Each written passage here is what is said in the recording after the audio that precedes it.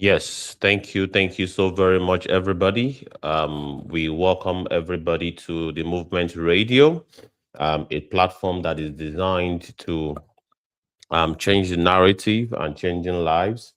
And of course, deal with the rhetoric and analyze us, give us a proper analysis of the situation of things across Africa and, of course, especially Nigeria in focus. And we are here again with very interesting articles for us to dissect. We are here to have a robust conversation around our collective realities. And today, we anticipate the participation of everybody to join us as we dissect some of these issues of national importance. Um, things are happening in our country, and we have a duty to you know to either ignore it or analyze it, for the education of our people. I remain yours truly, Amuson Ibukonlua, Movement Radio Nigeria, and I have the pleasure of having one of our correspondents too from Abuja. Let me pass the mic to him at this point. Good evening, good afternoon, good morning, wherever you are in any part of the world.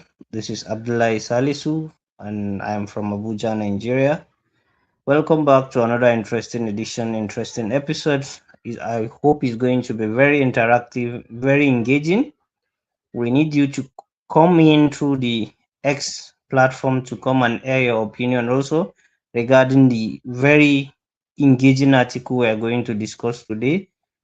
We welcome you to Movement Radio. If this is your first time joining us, you are welcome. This is a Movement Radio which we are here not to do the conventional media stories. We are here to dissect articles that relate with our current reality.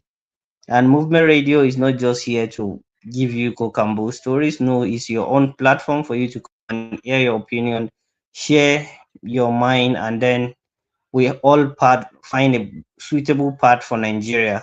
The progress of Nigeria belongs to all of us, not just my responsibility or your responsibility alone. It's a collective responsibility, and that's the essence of Movement Radio.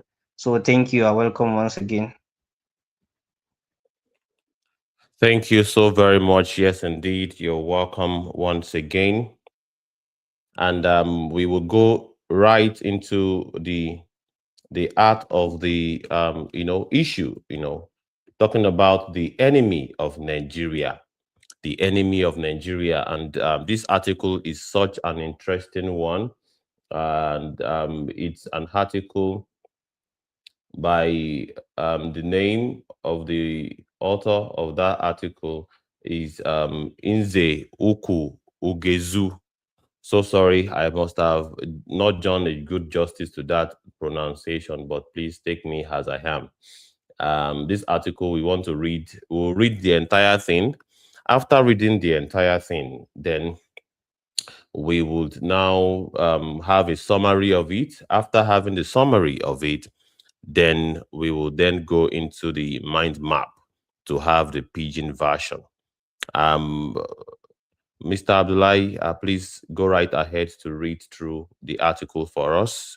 Then we'll begin Okay. to dissect as we anticipate the presence of all our viewers all over the world today. Thank you so very much. Over to you. Thank you so much. The article titled The Enemies of Nigeria by Ize Uzogu. Nigerians' greatest enemies are not external force, foreign conspirators, or abstract historical misfortune. They sit comfortably within the nation's leadership and operate confidently in the corridors of power. This is not a claim rooted in emotion, but one grounded in pattern of governance that have persist for decades. The tragedy of Nigeria is not lack of knowledge. It's not lack of knowledge. Sorry, I'm gonna skip it. It's not lack of knowledge about what to do. It is the deliberate refusal to do it. Those in power in Nigeria know exactly what makes nation work. They travel abroad, educate their children in a functional system, seek medical care in countries with working health infrastructure, invest their private wealth in economies governed by law, transparency, and accountability. They understand the value of electricity, security, efficient institutions, independent courts, and merit based governance. Yet they return home to preside over dysfunction, which chilling consistency. This contradiction is the clearest evidence that Nigerian problem is not ignorance but intent. A functional Nigeria Functional Nigeria will threaten the current power structure. When institutions work, individuals become less powerful. When laws are enforced, impunity collapses. When systems replace patronage, godfathers lose relevance. Many within the corridors of power thrive precisely because Nigeria does not work. Chaos becomes capital, poverty becomes leverage, weak Weak institutions become tools of control. In such an environment, loyalty is purchased, not earned. Elections are managed, not contested.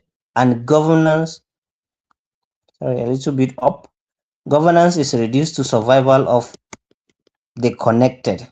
Corruption, okay, corruption in Nigeria, corruption in Nigeria is not, a little bit down. Okay, corruption in Nigeria is not accidental.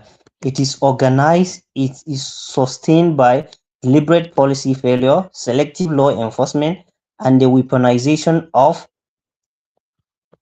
state institutions against passive enemies. While allies enjoy immunity, files disappear, cases drag endlessly in court, anti-corruption rhetoric is used as a political weapon rather than moral commitment. If corruption were genuine confronted, many powerful figures will not survive politically, socially, and legally. The the economy follow the same pattern of deliberate sabotage. Nigeria knows how to how diversify, industrialize, and empower local production.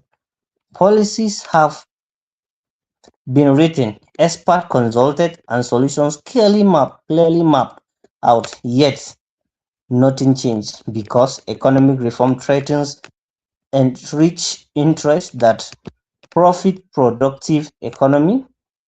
Sorry, okay, the profit from import dependence, subsidy fraud, and currency manipulation. A productive economy reduces dependence on political patronage and up, please, a little.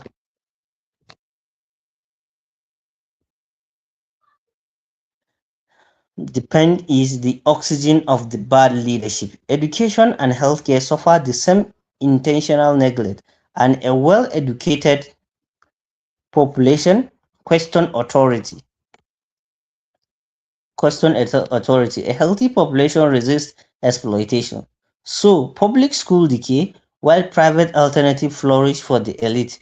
Teaching hospital, teaching hospital collapse while officials fly abroad for treatment. The message un, is unmistakable. The state has no intention of serving the people. It expects them to fend for themselves. Worse still is the dangerous silence of those who should speak, many who Many who understand the truth have benefit from corrupt money, compromised their conscience, choosing comfort over courage. Their silence has become an enabler of nation decline. Nigeria is not broken beyond repair. It is a belief deliberately restrained. The system that will make the country work already exists. What is missing is the will to allow them function without manipulation. This the painful truth is this: Nigeria will start working the moment those in power decide that the country matters more than their privileges. Until then, the real enemies of Nigeria will remain firmly seated at the table of power and well fed, well protected, and fully aware of what they refuse to do. By Ize Uku Ugezu J. Ugezu writes. Thank you.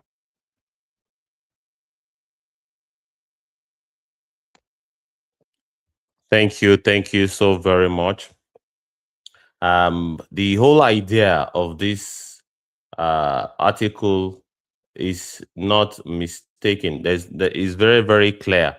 But we are here to make it clearer for Nigerians. And that is why we also have a summarized version of this great article by our wonderful African sister. And let's go right into it. Enemies of Nigeria, the summary. The core argument presented is that Nigeria's greatest enemies are not external forces, but rather its own leadership, who deliberately obstruct the nation's progress. Hmm, that is quite profound. All right, let's move Definitely. on. Internal sabotage. Hmm. Those in power are aware of what makes nation function, as evidenced by their personal use of functional systems abroad for education, healthcare, and investment. However, they preside over dysfunction at home. Hmm. Let's move on. Intent over ignorance. Intent over ignorance. What do we mean by that? The problem is not lack of knowledge, but a deliberate refusal to implement solutions. A functional Nigeria would threaten the current power structure where chaos, poverty, and weak institutions are exploited for control and personal gain. Yes, this is Interesting. actually telling us that Nigerians, it's not that we don't know, but we know, but refusal to do it. Just like Hmm. connecting with the first point, saying that internal sabotage. So that's internal sabotage is telling you that the people that are there is not that they cannot do it, but they can do it, but they refuse to do it. So our leaders is not that they are unaware that things can work, but they know it can work because they enjoy it somewhere abroad. That's why they don't allow their children. They don't even seek medical treatment here, but they fly abroad. They make sure that they know the system is not working. And who makes them not to work? Them, because they know they are the ones who is making it. They are the ones who are making it not to work. So it is not the lack of knowledge or lack of awareness, but intentional refusal to do it. They are not ready to do it. They just want it to be remain like that as a what tool of control. That's what the 2 points are just trying to explain to us. That it's not that we are ignorance, we are aware, we are fully aware. Hmm. Interesting. We are indeed fully aware.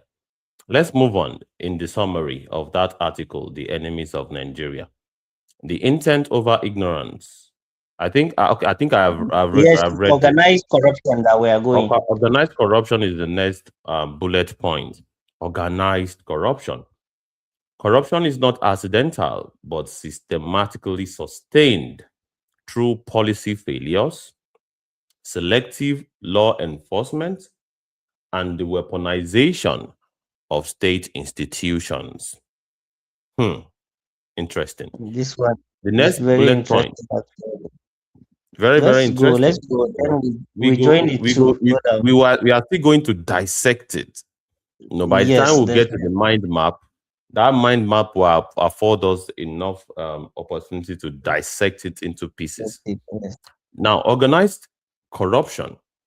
Corruption is not accidental, but systematically sustained through policy failures, selective law enforcement, and weaponization of state institutions. Then the next bullet point is economic deliberate sabotage. Despite clear policies for diversification and industrialization, reforms are blocked by entrenched interests profiting from import dependence and fraud. Hmm. The next bullet point says intentional neglect of social services. Intentional neglect of social services. Education and healthcare are deliberately neglected to prevent a questioning populace and maintain exploitation. The next bullet point says silence of the complacent. Many who understand the truth remain silent. Hmm. Compromised by corrupt gains, enabling national decline. Then we'll move to the next bullet point that happens to be the last bullet point restrained, not broken. Nigeria is not beyond repair, but it is being deliberately restrained. The system for functionality exists. The missing element is the will of those in power to prioritize the country over their privileges. So the author concludes that Nigeria will not, no, we only improve. The author concludes that Nigeria will only improve when its leaders decide the country matters more than their personal advantages, until which time the true enemies will remain in power. This is quite profound, and it's such an interesting situation for us to go through it in the real sense of it, so that we can, see the real juice of the discussion. Very, very important, because we are in trouble in this country, and until we really highlight this situation, we aren't going nowhere. We are not going anywhere until we analyze this issue thoroughly. So yes, corruption, the enemies of Nigeria. That is the topic. I think you can see it on your Yes, screen that from the yes mind map. map. Yes, yes. And then we'll now move up to take a look at the concept line by line. Okay, and this is where it gets tricky, but I'll figure it out. I'll figure it out. Okay, just 1 minute,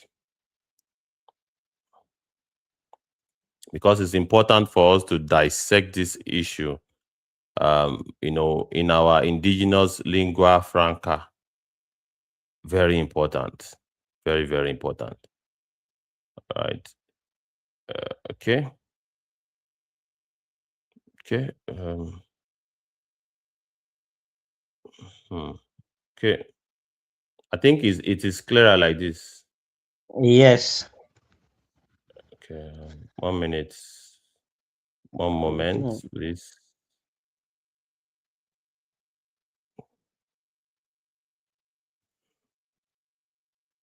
I think there's still something at the top. Up. And that is what I'm. Yes. There's still some points at the top, but Yes, I think because you can just read it even if it's giving you some kind of. I will try to figure it out one way or the other. Okay, I think it is clear, a little bit clear like this. And from my Yes, side, let go me ahead. just read let me just read from my own end the first bullet point: Yeah. the enemies of Nigeria, which is internal leadership. Hmm. Now, him be say the leadership where they inside us. All right, the internal leadership of Nigeria, not external forces. Many Nigerians, they always believe say our problem now from the Oyinbo people. Say na them they disturb, na them they deal with this country. Of course, we can see their hands in all of our situation. But how about us? Where would they for our Obodo Nigeria here? Operate in corridor of power. Yes, all of our current leaders, all right, deliberate refusal to act. Deliberate refusal to act. That is, we self, we no fee talk, say we no agree for these all things where they happen for our country. All right. Then you have root causes of dysfunction. Knowledge Yes. exists, but not applied. We get knowledge for our Obodo, Nigeria. All right. But we know they apply many of this knowledge. Now, the problem with that, we have That's leaders, experience dysfunction systems abroad. Oh, experience functional system, I mean to say, abroad. They see how our leaders, they always carry themselves, go abroad. Recently, we they see pictures of our leaders as they post picture with their children we go children study abroad. graduating abroad. They Hmm. go school for outside, but they leave the school here. Some of the school Hmm. are even on strike, but they don't Hmm. care. Their children, as far Hmm. as it's you that Hmm. you are lagging behind, their children are moving. Hmm.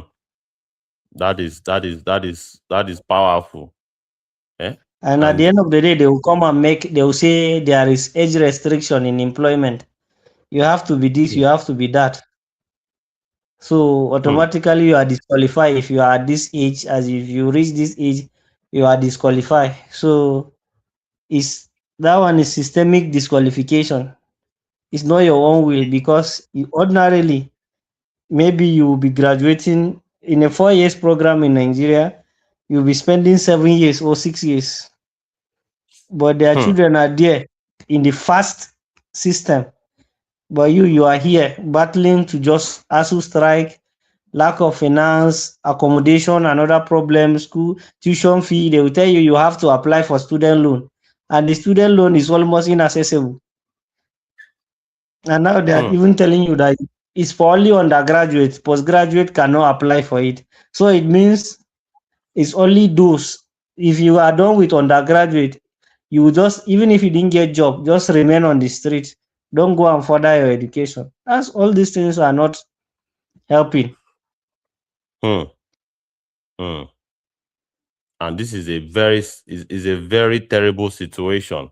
They seek medical care in working countries. This is called now in what they call medical tourism. No be so, Yes, Mr. Abdullahi. that yes, it's medical tourism. And if you check the analysis by UNDP, you will see the report that every year we are losing billions of dollars for medical tourism abroad instead of investing that same amount of money in our healthcare system, but they are taking it abroad. Hmm. Or more. This kind of thing, it has to take bill. And of course, we also have invest as they invest private wealth in lawful economies. Hmm. They go carry Oyinbo they call this one capital flight. They will carry Yes, our that's own capital money. flight. They will carry our own money. Go put for another country. Another country go come dey use our money. They develop their own country. When we dey suffer And for here. so Hmm. you are here, you are afraid to invest money because you know the system will not secure your money.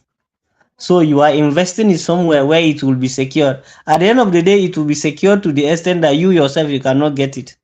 That's the irony. Hmm. Because most of them they will go and invest thinking that it is a secured and functioning economy.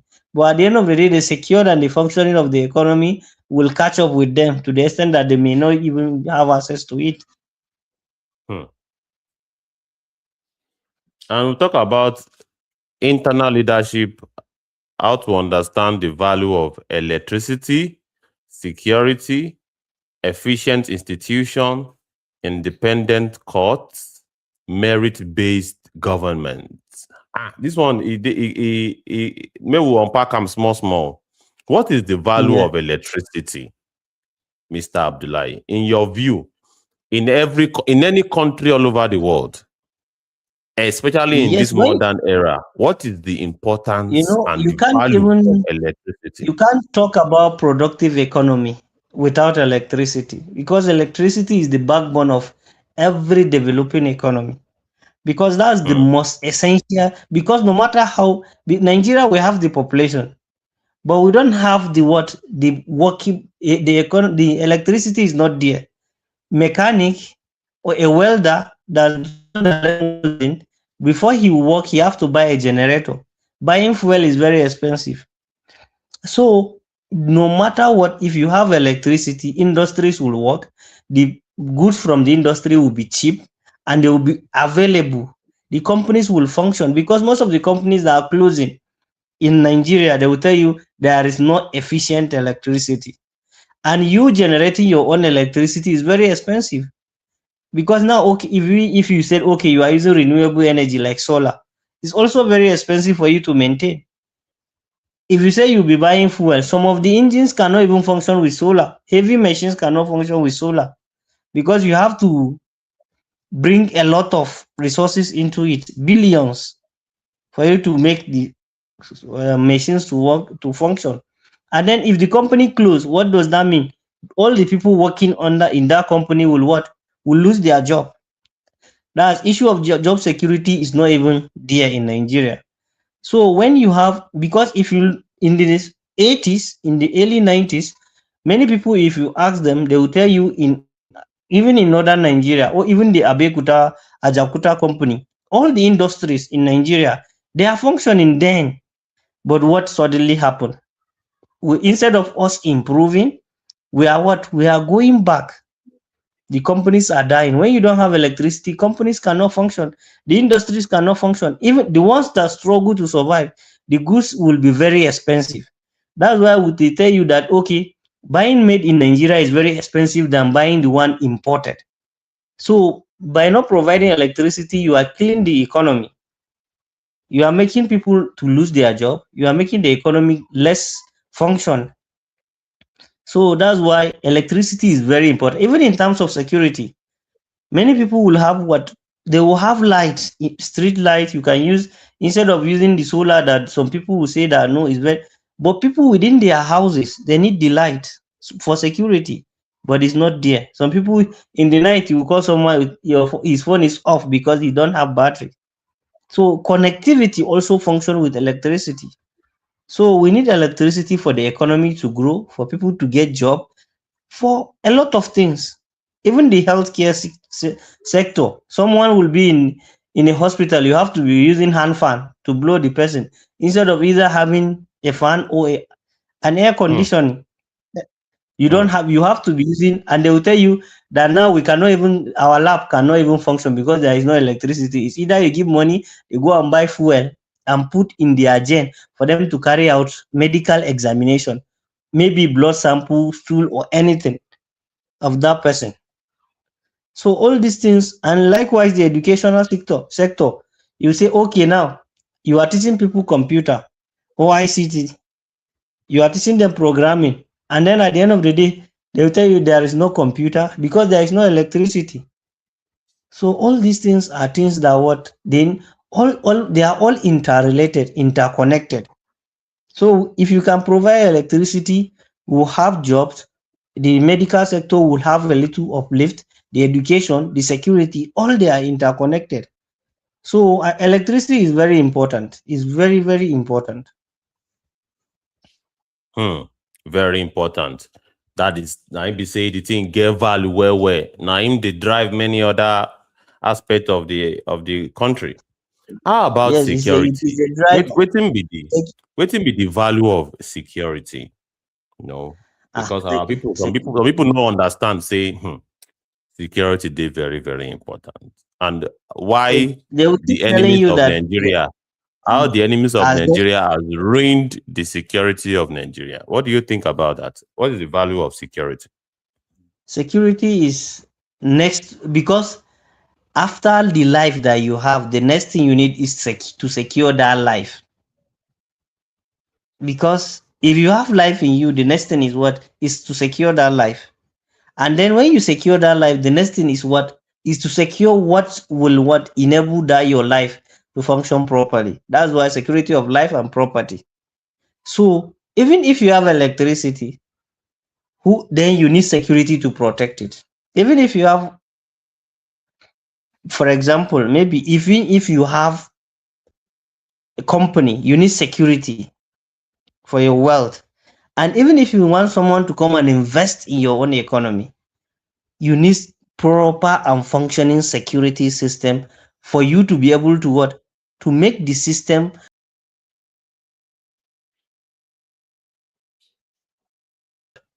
You definitely need to what, you definitely need to protect that what you will invest. So security is next to life, because apart from you just being alive, the next thing you need security. So security to me and to my understanding, based on what is happening everywhere, every functioning economy in the world entirely, if you look at it, what they prioritize is what, security, because that's what is very important. Because even either you invest, you protect your investment. If you want someone to come and invest, you also need what, you need security to protect that person's wealth. So if that person knows that his wealth will not be protected, he will not come and invest. That's why all this saying direct foreign investment, or investment in this sector, investment in that sector, while you still have high level of insecurity in the country, then you are, you mean you are joking. People will not come and invest real investment. They will look at the other alternatives where there is security. So security is next to life, is very important. Hmm. Thank you so very much. Then we move to intentional neglect. All right. Not ignorance, but intent. Functional Nigeria threatens power structure. What thing they mean by this thing where they talk say functional Nigeria threatens power structure? What thing they mean by that? What do you think is the meaning of it, Mr. Abdullahi? When they say functional Nigerians, then it means educated Nigerians. Hmm. Those ones who are active, not the passive ones, not the silent ones. Those ones that know what they are doing and they take action. Just like what we are doing here. So many of them will say, "Ah, these people are trying to bring wahala." So functional Nigerians are those people that are what, active, those people that know what they are doing, that they are knowledge, they have knowledge, they know what they are doing, they are aware of what should be done, and they are asking questions. So they are the people in the corridor of power are seeing them as what, threats. These people are disturbing us. These people are this. That's why they what, when they look at you like that, the next thing is what, you are handpicked, either taken to prison. Before you know, to your trial will take a prolonged period. At the end of the day, they will keep you in jail after some time, until they, when they make sure that yes, they cripple you and they make you irrelevant, then they might release you, or at the end of the day you will remain there. So those educated and enlightened Nigerians that take action, not you that, okay, I know, but I fold my hands and keep quiet.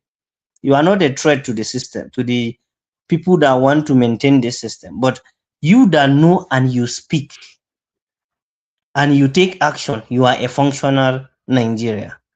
But if you know you keep quiet, you are not a functional. You are among the dysfunctional Nigeria. Those ones that become complicit to the maintaining the system. But they also talk about in this mind map, they mention Yeah. chaos becoming capital. What do they mean by say chaos become capital for this That's they are talking about the our ruiners for Nigeria, enemies of Nigeria? Wetin that they thing mean? because they are talking about the security industrial complex, the people that are benefiting from the insecurity that is happening, Hmm. the military contractors, the security contractors, all the people that are enjoying one or two privileges with it because as a result of the insecurity that is happening. So those ones, they make chaos, that's conflict, as what, as capital, because most of these countries in Africa, if you look, not Nigeria or alone, if you look, that most, they will say, okay, most of these developing countries have one or two insecurity issues. So those ones are what, before, when once they mention a particular country, the next thing you will hear is what, people died, attack by bandit, by terrorists. If you look at the content of our news in the conventional media, all what are they telling you about? People kidnapped here, government doing this, government doing all those things. They are what, the people that within the security industrial complex benefiting in one way or the other. You go for special operation, you go for this, you need money to procure this, you need money, you keep complaining, money, money, money, money, money. Right from time of the former president Goodluck Jonathan to this present administration, trillions of naira have went down the drain. And where is it? Is there any equivalent of that amount of money? So the capital here is either they make it a capital as what they invest and gets profit in return, or they make it the capital of the country. That's once the country is mentioned, the next thing is insecurity that will be mentioned. So it's both ways. Either you take it as investment or you take it as the second name of that country. Just like Nigeria. Once you mention Nigeria, you have a lot of things to call Nigeria with. As a result of what? Those people, that those ruiners at the helm of affairs.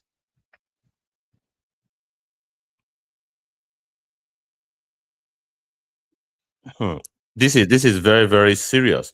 Then let's move to the next the next point within this mind map, which they very important. They talk about poverty becoming a leverage. They talk about poverty becoming a leverage. Somebody is asking for the link. Yeah, let me quickly send the person the link to the space so that they can join us. I'm talking about Yes, Beatrice. I think if we have a female voice here, that would yes, be it will be. fantastic. Yes, actually. Yeah, so we're talking about poverty becoming leverage. How these our enemies of Nigeria, where would they call ruiners? How did they take use poverty as a leverage, Mr. Abdullah? They are using it just like the way they weaponize illiteracy. You can't go to get quality education. They control your education. Then likewise, they control your stomach. Hmm. Because for anybody to think, you must have to eat well first. When you eat, then you start thinking. But once you are hungry, you become like a madman. They say a hungry man is an angry man. So when you are hungry, the only thing you need is what? Food. And that person that will provide you with that food is become your what? Your savior. So they make sure that you are what? You are incapacitated. They make you incapacitated in the essence that, okay, you cannot get all the basic life necessities, all the social amenities that you need. You can't afford quality healthcare. You can't afford good meal. You can't afford quality education. You don't have good electricity. Security is something else. So they make sure that what, everything you can afford. That's the poverty. You have the poverty of the mind, the poverty of the brain, the poverty of the stomach. So they make sure that you are poor in all aspects. So that at the end of the day, they will what? They will use that to control you. In a sane environment, how will someone give you spaghetti and at the end of the day you that's the reason why you vote? Or how will a wrapper, a piece of wrapper, be used for as weapon that will what? Drag you to come and be supporting someone? because a piece of wrapper is something that in a sane environment everybody can afford. That's clothes and that's shelter. That's clothes that you wear it. If you have more than enough, then or you have enough. Why will someone just induce you with just a piece of wrapper? And if you are not hungry, why will someone give you a mudu or maybe a small bag, 10 kg or 5 kg or 2 kg of rice? At the end of the day, you will go and vote for that person. So they make sure you are poor.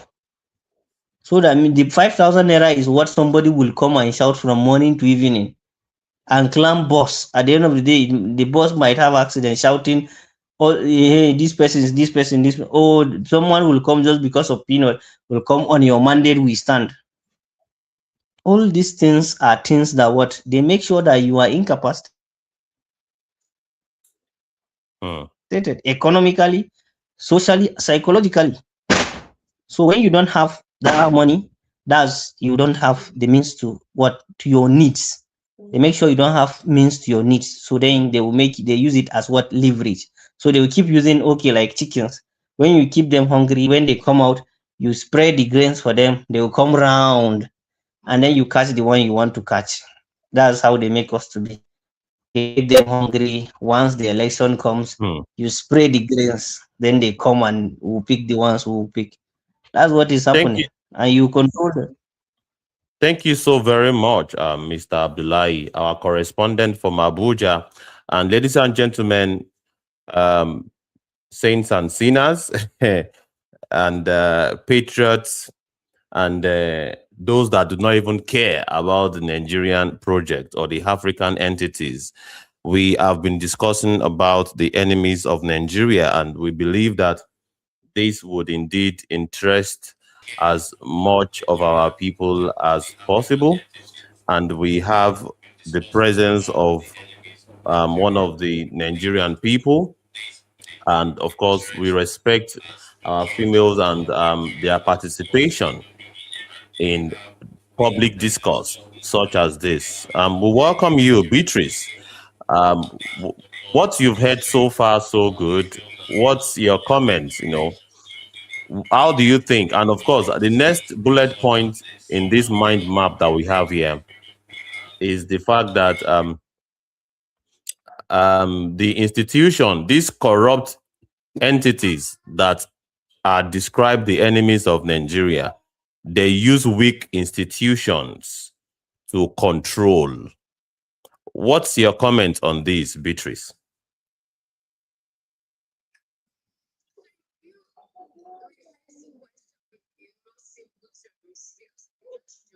Okay. Okay. For the sake of those that are just joining us, let me just quickly go over the article briefly, and let's just go over it together. The enemies of Nigeria, and this document is an article by a very great writer called Ize Nze Uku Ugezu. I must have murdered that name, but I'm so sorry. It's not intentional. All right. This document argues that Nigeria's primary adversaries are not external factors, but rather its own leadership, who deliberately obstruct the nation's progress. And here is the argument. The number one bullet point is internal sabotage. The core problem is not a lack of knowledge, but a conscious refusal by those in power to implement functional governance. The next bullet point is hypocrisy of the elite. Right? Nigerian leaders are aware of what makes nation works, as evidenced by their personal choices for education, healthcare, and investments abroad. Yet they preside over dysfunctional systems at home. Then we have power structure preservations. A functional Nigeria would threaten the current power structure where chaos, poverty, and weak institutions are exploited for control and personal gain. Now this particular junction, I dare with day for that discussion. All right. And of course, talking about the enemies of Nigeria, how they have used internal sabotage, the hypocrisy of the elite, power structure preservation by, of course, using chaos, poverty, and weak institution to exploit the people and control them for personal gain. So, in your view, and of course, we are at the mind map. We are talking about the leverage of these current enemies of Nigeria by their actions. We can see how the recent pictures of these politicians displaying affection and having happy moments after their children graduates from schools abroad, and you now begin to wonder, why do they refuse to build, all right, sterling quality tertiary education in Nigeria when they had the opportunity to do so, serving in various levels of governance? All right. And of course, in this discussion, we are talking about how they use the weak institution to control the people. All right. So, what do you think about this whole situation, Beatrice?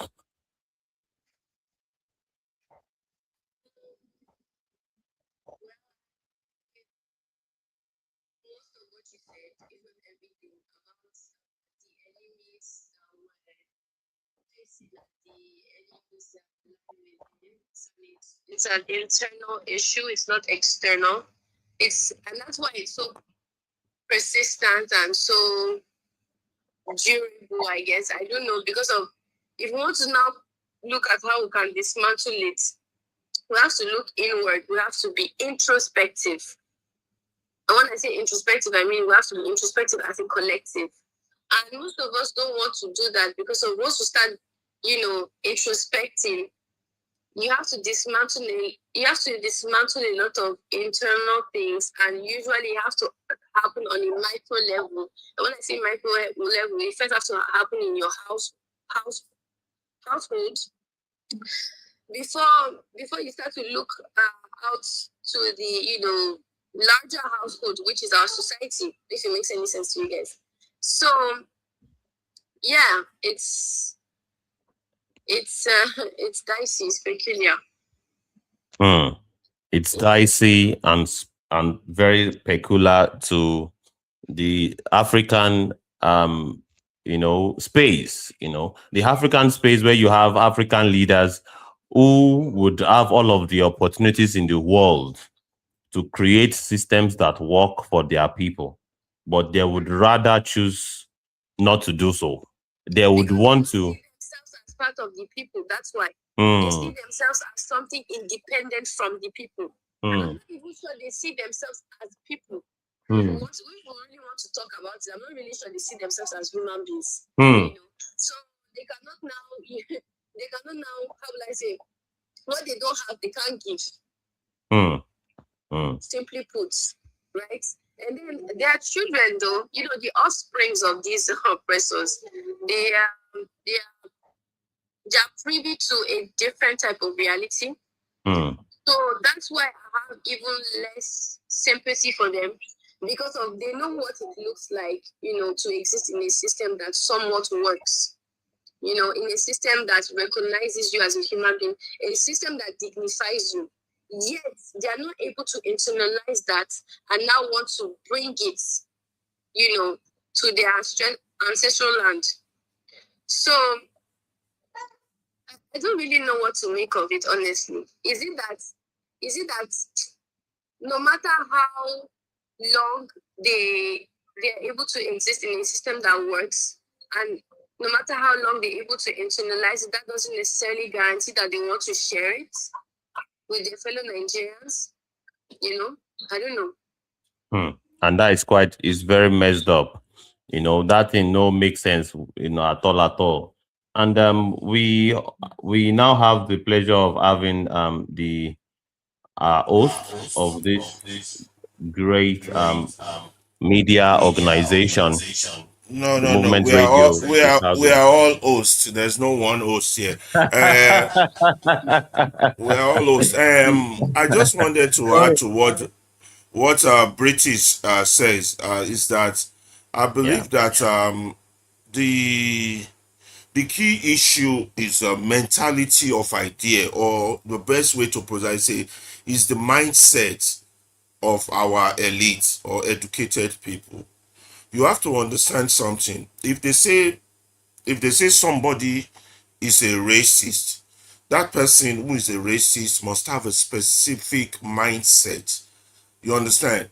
Now, if they say somebody is a tribalist, now I'm proud of my tribe, but if you're a tribalist and now you now believe their tribe is more superior than other tribe, you must have a specific kind of mindset. So for our elites and the type of education we received, every one of us that went to school, and I will give you examples of how this is personalized even to us that are speaking. There's a mindset we inherited from the white man that is a counter humanity mindset. It is an anti-humane mindset.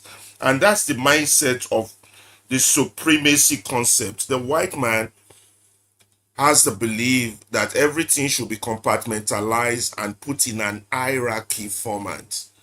You might want to argue that the Africans don't do that, but to a certain degree, before the coming of the white man, we don't. Even when we have a king and we have royalty, we live in a communal atmosphere. You understand? Even when we have king, it's all if the king himself will bow either to the community or to our ancestors. It's not a mindset of the king is better than the sit than the governed. But the white man in his hierarchy of purpose has it that he is at the top of the food chain, and some of us are not even human enough. That's why in the US Constitution they have blacks defined as 3/5 of a human being. So this mindset during colonial era was imbibed into the first group of people that were educated. And when that was those that took over in the 60s, and that was why you saw so much rigmarole, apart from the tribal issue and religious issue we dealt with in our community.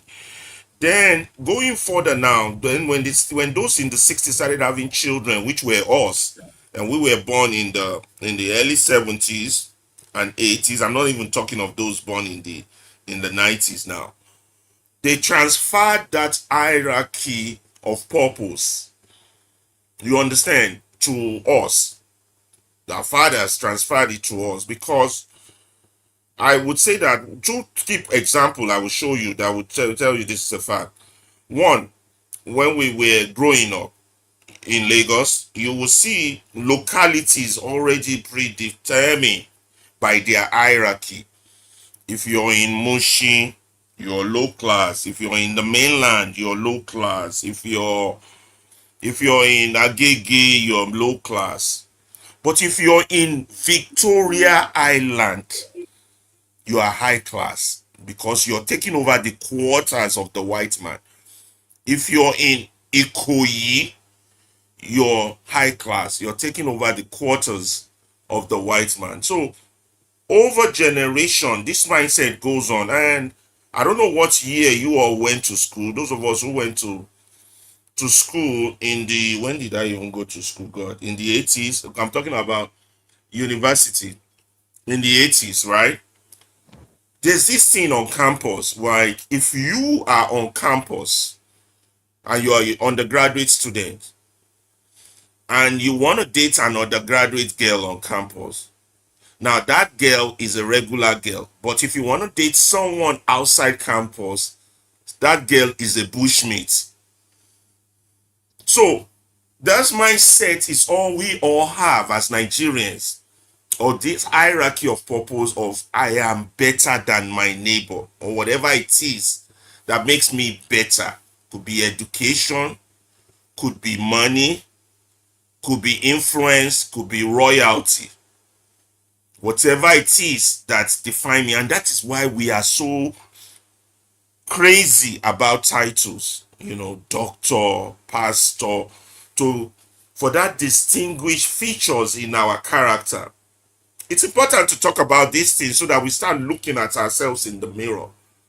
Imagine we calling girls outside campus bushmeats. I don't know if any one of you after our generation that went to universities in the 80s, whether you guys continue that trend. Of course, they probably did in the 90s, in the 2000s, and any of our audience could tell us what their experience is. You understand? So when you come back with a degree, you are in a different, you're not the same as those that didn't go, or when you come back to your community, you're supposed to be, and whatever you need to do to prove yourself better, you begin to actionalize it. And this has crept into, if we have to look deep and deep into the psychology of our corruption problem and system. So that's the history I've given you.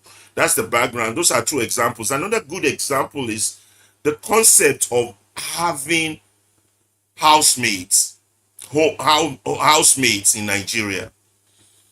Those who are affluent believe it as what they have learned from the white man, that they need servants to serve them in the house.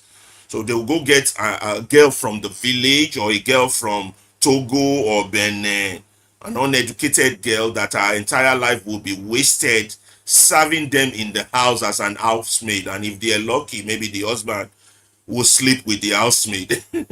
And we have those a few scandals pop up or like that. So a few of our things have been culturally imbibed. When I say culture, not our culture, but we have imbibed something where over the years, decades, I mean, 80s is 10 years, 90s is 10 years, 2010, another 10 years, 2020. So you're counting 10. I've just counted 4 decades. We've inherited 20 decades, 2 decades from our own parent. So all these things add up on how we think, how our mindset is framed. Our mindset as a people is flawed. Now, here is how it has translated into governance, into our reality today. If you believe you're not the same as those you govern, there is no way you're going to push their interest. You're going to push your own interest because you are not the same as them. You are higher than them. Through God ordination, our people very religious. We even believe it is God that has ordained it. It is. So for somebody to be an housemaid, it is okay. Yes. And that is why your Tinubu will never have pity on you, because he started from the lowest of the lowest of the lowest. He started from the housemaid category before he was adopted by the Mogaji family and the Tinubu family in Lagos. You understand? So he rose through the system under all sorts of obstacles. So he has become cold, and his heart has become cold. He ain't gonna care for you. He rised up to nothing to something, and that's how we view rising. Unlike, and I hate comparing us to other countries. Unlike other countries that kind of sat down and said, although those ones too started with a flawed concept, the United States, where we say we want to set up a community where we believe that all men are created equal, endowed by some right, by their creator, inalienable right. You see, those are two different concepts. When you come into governance with a mindset, you're superior, you will govern with superior tendencies, which is what we call apartheid, white versus white, you can say, which what we call segregation, which is now a new form of government for us in Nigeria called big manism. I'm the one calling it as big manism, but the textbook name of it is feudalism. Feudalism. So these are the agrarian history of our past, that what has brought us to this stage of terrible. But can we break it? These are questions we can ask ourselves. Is it breakable? Yes, it is. We can break it. We can reorientate ourselves. We can go back to the original African that we were before the coming of the white man.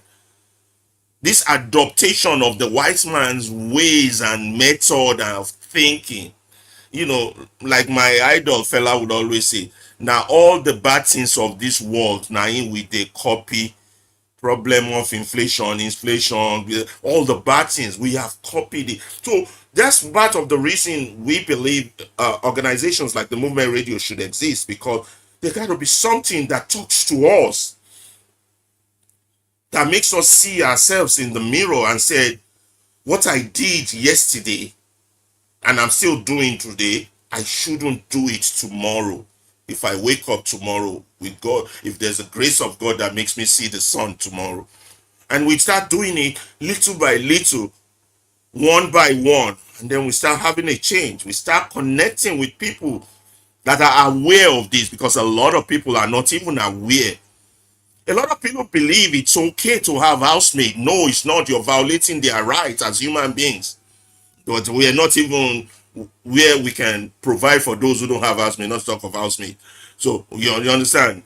So we have a long way to go. It's a long, long, long road to freedom, but it got to start one way. And that's why we are arguing that our problem is not democracy, or whether we have democracy, whether we have arrived or not. Our problem is a freedom issue, liberation. Our problem is identification of what a human being is, what a human being should be. You understand? So when the enemies, when we keep saying the enemies within, this is what we are talking about. There's a strong Yoruba proverb that says, Bikule upani today ole pani. We are already dead in the house. That's our problem. And until we fix that dead body, we get accidents. Until we fix that dead body and take the dead out, we're going nowhere. We can shout the white man all we want. We can scream economic theories all we want. We continue to go down. And even if we don't want to act, I'm always arguing that for the sake of the children, born and yet unborn, we have to act. We have to take a U-turn. We have to have a revolving door, a go back, a revolution of the mind. And I hope discussions like these will bring to fore what our hidden flaws are, and then we start to fix it. Someone else can take the mic from there. Thank you so very much indeed. That was profound. We believe that when we keep having conversations like this, it would indeed facilitate the kind of change that we want. Away from the excuses, because our people are now very, they tend to look at excuses as a defense for their silence. They whip out every excuses as a defense mechanism, for them to remain where they are. All right, without framing out the solution to the problem. And this is where it becomes very interesting, and why organizations like the Movement Radio would have to keep doubling down, bringing to fore highlights and educational content to keep educating the people, make them know, say, now for their hand, their freedom day. Now for their hand, their liberation day. Liberation not they come from nowhere. Nothing will come from sky to come and save us except ourselves. Let's keep up the analysis. We still have quite a number of bullet points from our mind map of this topic, the enemies of Nigeria. Please, Beatrice, if you'd like to chime in, please indicate, and I would not hesitate to pass the mic to you. And of course, to all of us that have joined, you're welcome. You're welcome to the Movement Radio. The enemies of Nigeria is the topic. We are doing justice to this topic, and we have, highlighted quite a number of bullet points. You're welcome, everybody. Please feel free to pick up the mic and ask questions. And of course, the question that you would have to answer when you pick up the mic is, who are the enemies of Nigeria?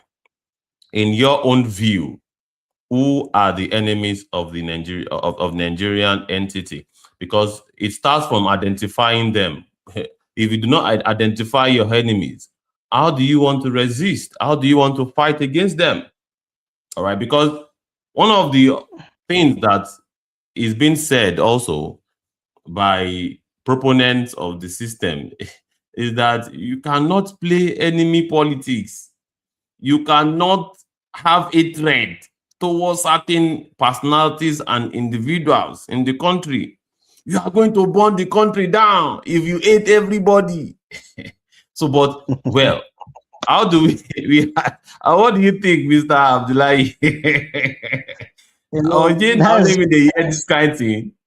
yes. No, it's not only you. It's something that is because I can remember like a couple of months ago when we were opportune to like confront some people that are working within the system regarding an issue that is very like let's say personal to someone.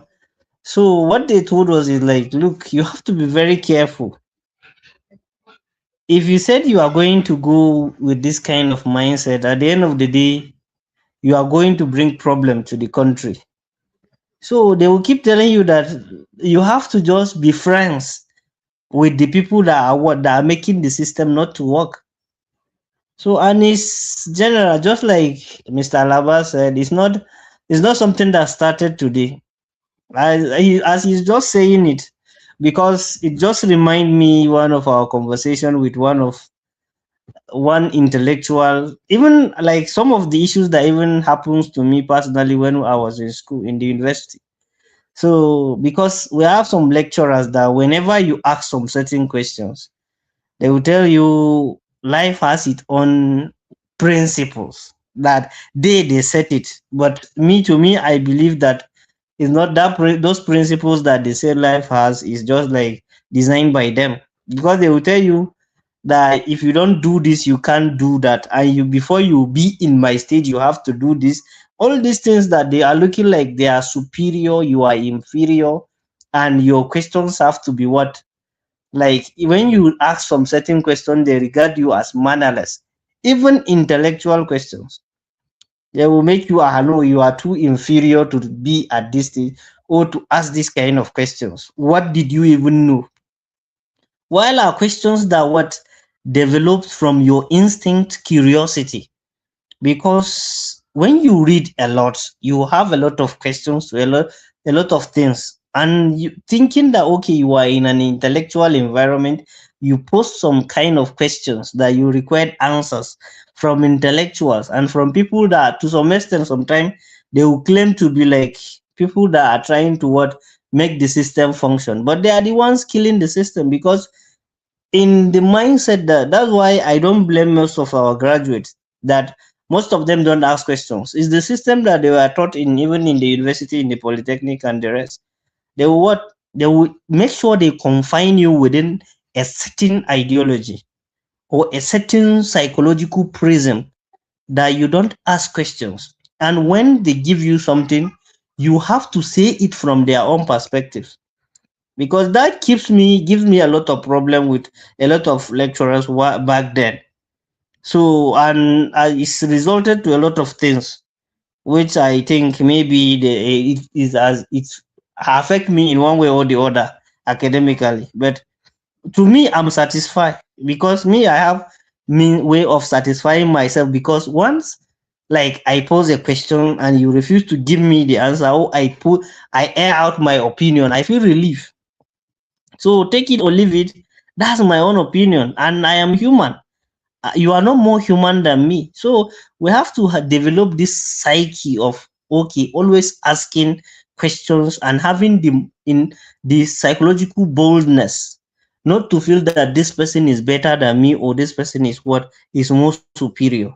And even in this one, if you look at across the system, what Mr. Alaba just said, like the Lagos structure, is not the Lagos, is the entire, even in the housing structure in Nigeria, they will tell you this is federal locus, state locus, this place, all this categorization of houses.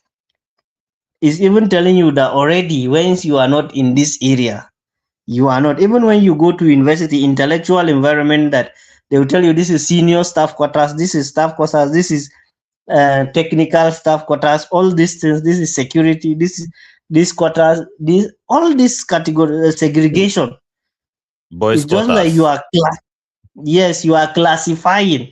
Then they will tell you, okay, here is a semi this thing that you have to be in this place before you graduate, for you to be in some setting. So all this segregation is what makes people to okay feel like okay, once I occupy this position, I'm not like you, and then that's what making you what less human. To me, those segregation are what is making us less human. That's when our leaders get to a, or when someone gets to a specific office, he behaves that okay, and he believes like okay, I'm better than the people that did not make it to this stage.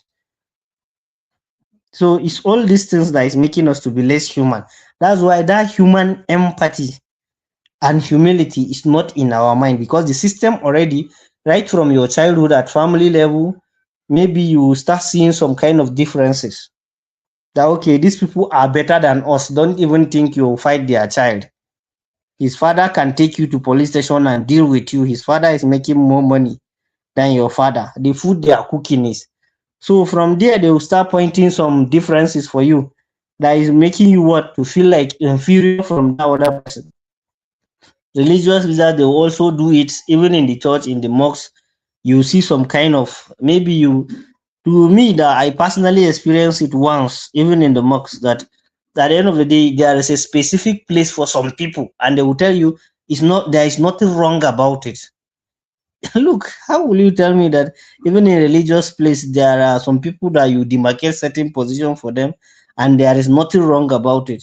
So what makes them so special? Are they closer to God more than spirituality? Doesn't care about your look, your facial look or anything, or your even the how deep your pocket is. It's your mind, how connected you are. That's why all this religiosity of us segregating people, oh, this person, no, he can't come here because he's not part of us. All these things are what is making us to be yes sir, yes ma, yes sir, yes ma, people that we can't question anything. So we have a lot of issue. And please, for our sister, I have this question always, that I wanted to always ask, but some women, when you ask, they try to run away. Please, I'm sorry to like, I'm not looking, but how can we please bring in our ladies? Because once we are discussing politics, liberation issue, most at times the ladies run away. While we can still remember a lot of our women, our mothers, our grandmothers that fight, like the great Ransom Kuti is one of the people that will keep emphasizing. And then we look around, even within the, whether you are from the north, you are from any other country, we can mention a lot of names. Not the feminism struggle that you keep the misunderstood feminism that women are fighting today. Let's, okay, the real okay, please, how can we bring in women into this fight? Because men alone cannot fight it. We are all humans. We have to fight it all along. But most of the times when you bring these issues, some ladies will say, ah, I'm not interested in politics. But you are interested in your life. You are interested in the life of your brother. You are interested in the life of your child. So please and please, I want to, if you can advise me, please, or you can use the platform to advise. So people can, how can we bring in women? Because the population, Yes, we are majority women. Mr. Abdullah, I think we want to get a response from our sister. She's been indicating that she wants to respond to your question. Yeah, please proceed, Beatrice. I believe that women are as um not as enthusiastic in getting into politics because of, I mean, historically we've been belittled, patronized, subjugated to ridicule, abuse, and all these type of things. So when a woman should like, when a woman comes and she sees that a bunch of people are having political discourse, and she's seeing that it's predominantly men that are having this discourse, in her mind, she's immediately telling herself that, oh, Mm, it's not a safe space for her, mm. you know? So in my own case, I feel like I'm coming from a place of privilege whereby, in spite of my anxiety and fear, I can still be like, okay, I'll still try and be part of the discourse, because at the end of the day, I have some set of privileges. But the average Nigerian woman doesn't have those privileges that I have. So she's not going to put herself on the line to potentially be subjugated to abuse, ridicule, and all those things that I just mentioned. Anyways, yeah. So I think it's up to men to also show that, no, this is a safe space. We are different from what these other political parties, we understand that a lot of bad connotation have been, associated to men. But we are here to change the narrative. It is up to you guys to show women that it's actually a safe space to have such political discourse, and that they can participate and also contribute. If not, they'll continue to refrain from participating. That's the reality, I feel like. So in other words, you believe that in every public discourse, those involved and participating in that public discourse must frame it in a way that makes it welcoming to women. Is that what you're saying, essentially? I mean, in a way that makes it welcoming to anyone that's marginalized. And it just so happened that women are, marginalized. Yeah. Thank you so very much. Mr. Abdullahi, would you like to continue? Have you gotten the feedback that you need? Yes, I have gotten the feedback, but me, I don't know how we can find it. Because this is something that I have experienced for a very long period of time. Because back then, even when we were in the university, I'm someone that I will buy newspaper, either the Guardian, the Vanguard, or Daily Trust at a time. Then I'll go and then I'll pick, because sometimes when they will say that, some of them will see that some of them even like said that I like arguing like the most of the time, because I will maybe meet some guys who start arguing based on some of the headlines and the issues like that. Sometimes we even dive into some historical facts and the rest. So anytime I try to engage a lady in that kind of discussion, even personally, not even bringing men close to it, so she will like, no, no, no. But when you want to discuss films, that's entertainment, they will give you time. And I'm someone that I'm not too acquainted to movies and the rest. And I love music, but I love intellectual, because I need something that will always give me reasons and questions. But even on a personal level, most of them personally, not even in a group, personally, they don't want. I don't know what brings results to that fear. If it's something that we can work on, maybe me personally, I can start maybe changing my method of approach or anything of that nature. That makes sense. Maybe you might need to change your approach or get interested in what they are interested in, such as you can use it. Liberation. That's what I wanted to say. Some things are seen as, oh, that is solely feminine, and this is masculine, and all these type of things. And our approach to things is staunchly different, just because of how we've been, conditioned. That, oh, this is more of a feminine trait, and this is more of a male trait, and all these type of things. That's another thing. And then some things are seen as lowbrow and highbrow, and usually the things that are seen as lowbrow is associated to women, and the things that are seen as highbrow is associated to men. So that also doesn't help. I believe he just mentioned something about, he prefers having intellectual conversations. I believe that all conversations are intellectual, no matter the topic, because you have to use your intellect to treat the topic at hand. So it doesn't matter what you're talking about. It matters, what lens the lens from which you're seeing the topic is what actually matters, not the topic itself, I believe. So that's another thing to consider. And that's another thing that intimidates women in partaking in all these like political discussions, because of it's treated in such a rigid way. It's not flexible enough. It's not fluid enough. Thank you So so much. rigidity of conversation also is an issue. When conversations are rigid, not flexible, is not laid back, it's kind of a push off or a turn off for most of Yes. our women, of our Yes. ladies. Yeah, that makes sense. That makes sense. Abdullah, any further Yes, we can intervention? just continue. Let's just continue. Thank you.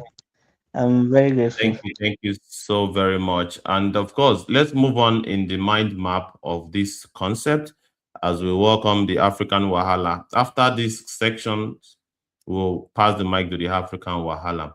And this particular section talks about organized corruption. Organized corruption. And we'll talk about, not accidental, but organized. The corruption we did this country, no be the kind corruption we be say, they just they do them anyhow. They calculate them and they get many members with roles to play in the organized crime. Now the thing where this thing they talk with that, and we have Yes, actually. sustained. What do you say? I said actually it's not it's a systemic issue. The corruption is organized in the sense that they make everybody involved in it, so Now that so everybody will at the end of the day you will be tinted with one or two things. Because if maybe you are complaining about the police that maybe is standing by the roadside collecting the 20 naira, or they will say that okay, at the end of the day you will go and report. Maybe someone somewhere is also benefiting from this. So and then the driver also that is giving him to, he will tell you, I don't want them to waste my time. Yeah, Okay. So Ibukun, Abdullah is right on that. The way if we say organized, we are pointing finger, oh, it's them that are doing. What they did is that they have made it systemic. That means once they start it, the rest of you have no choice but to partake in it, because they create a sense of obstacle that you have to cross for your survival.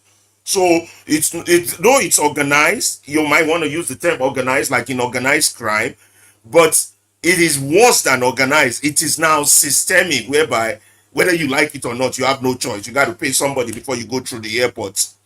You got to pay somebody before you get a license for your land. You got, it's, I don't even know the word. Maybe our audience would have a better word to describe. So, but when we Yeah. time meets They, organized, they make it participatory. oh yes, that's the word. Thank you. Thank you so very much, and for that clarity. And well, that is quite revealing.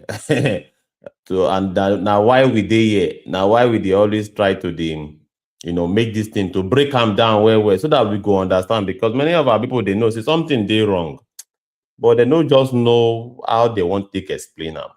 And it is the reason why platform like this we go break them into granular details.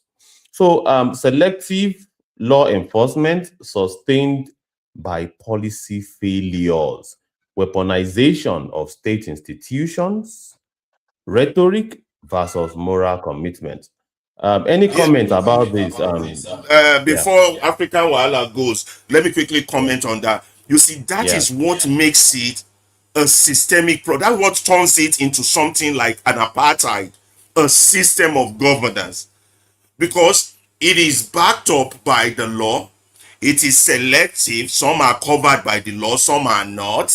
You understand? So that's what makes it very dangerous. It's a system of government feudalism. It's like apartheid, but it is worse than apartheid, because in this case it's invisible. It is backed by the courts. It is backed by your government. It is backed, by the rhetoric, by the weaponization of state. You look at, for example, the police will be, if a rich man wants to deal with you in Nigeria, they will get the police to come and arrest you, the one that should defend you. They will get the judge to sentence you. So this is really systemic. And that's why we are saying the system must fall, must crash. We must start fresh. Because if you look at the systemic aspect of it, that's where the problem lies, because it is sustained by policy failures, policies that those in charge deliberately refuse to carry out. You know, it is selective on who the law is enforced on. If you're my political enemy, I'm coming after you. You see, it is also weaponized state institution. You now use the police as a militia to enforce injustice. You know, the way the likes of Daly were picked up, the likes of Showore were picked up, and all the any critic of the government. And it's all about rhetoric. There's no moral commitment to the safety of the people. None. It become I use there. So African wildlife can go next. Absolutely, I am there. Um, the African Wahala, what's your comment so far so good? Based on what you've heard, yeah.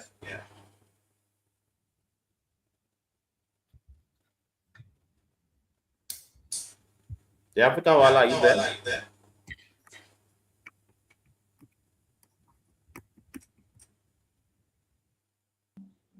Yeah, you're not audible. Hmm. The African Wahala is having some network um, difficulties. Maybe you have to drop and come back. So I think that will fix that. So yeah, let's proceed in the breakdown.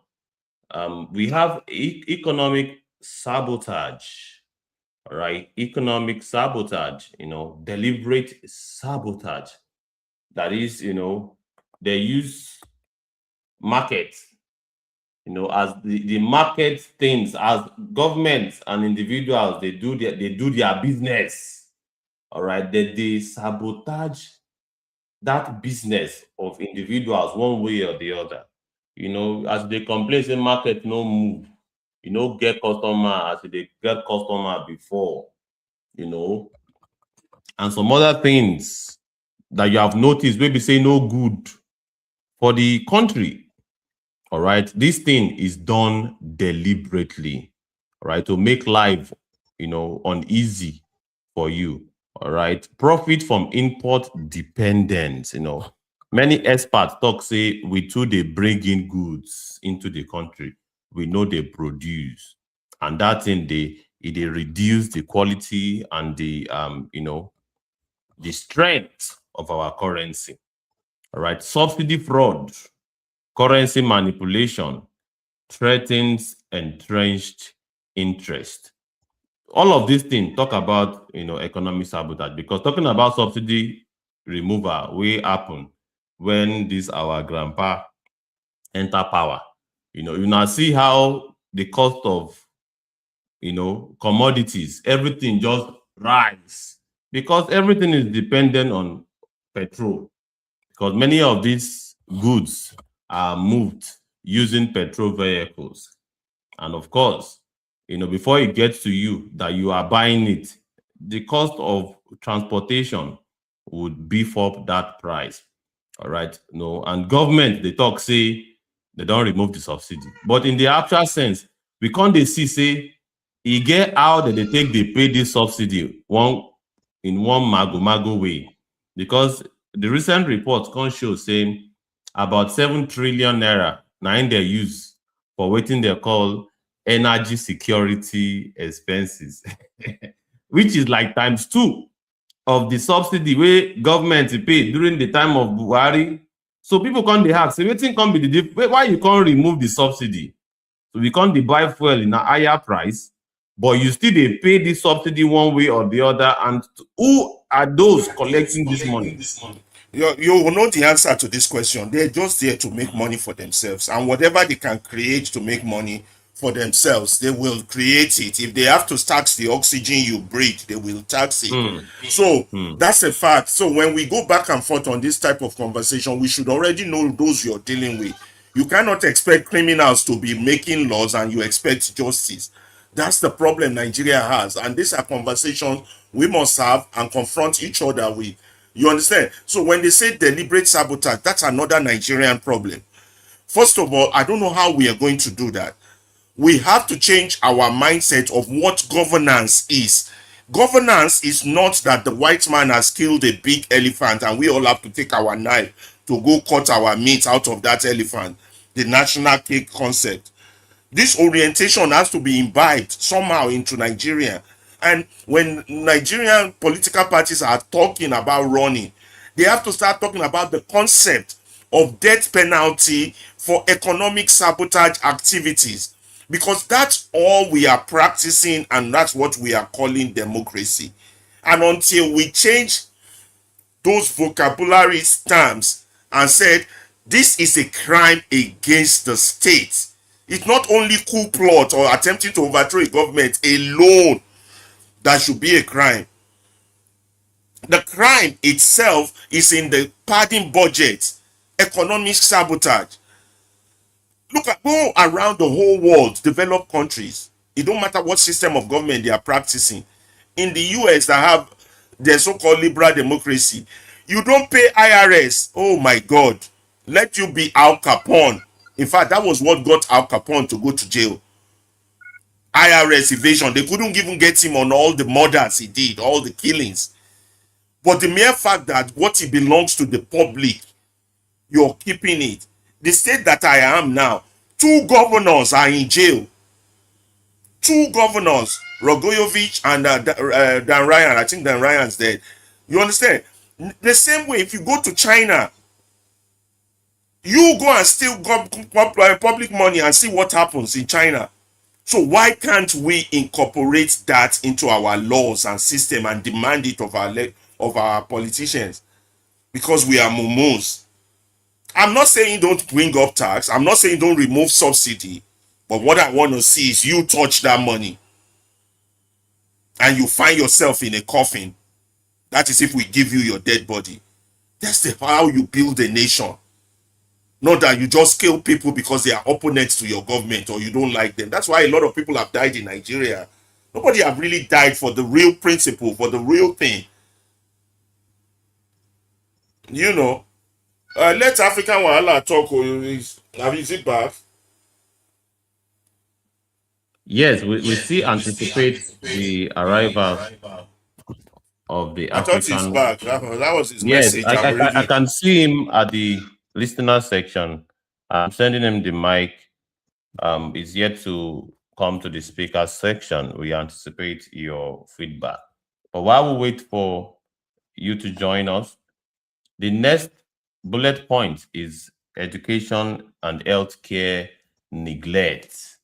Still talking about the enemies of Nigeria, ladies and gentlemen, you know, how they neglect education and healthcare. You know, well-educated population questions authority. Population wey sabi wetin dey happen. Politician wey be say they get knowledge of how all of these things dey work.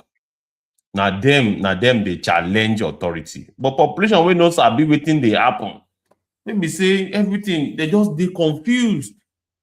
The confusion e enter their body so they don't go through wetin oyinbo dey talk disorientation. That is, they don't know wetin dey do them, but they know say something dey wrong somewhere. All right, because when you have an educated population, they go fit ask politician wetin dey happen, how una take spend this money, how una take, we want you to give account. You know, only educated population fit challenge their politician like that. All right, and we have healthy population resist exploitation. This one is deep, because if you are sick, you are not healthy, you know, no chop better food, how you want take so say you want fight for your oppressor, you want fight your oppressor because you are hungry and you are healed, you don't have good health, you no get strength, how you want take resist? And this thing that they do systematically. It is not by chance say people dey hungry, and we have over 140 million hungry Nigerians. It is not by chance. It's not by chance. These things are done deliberately.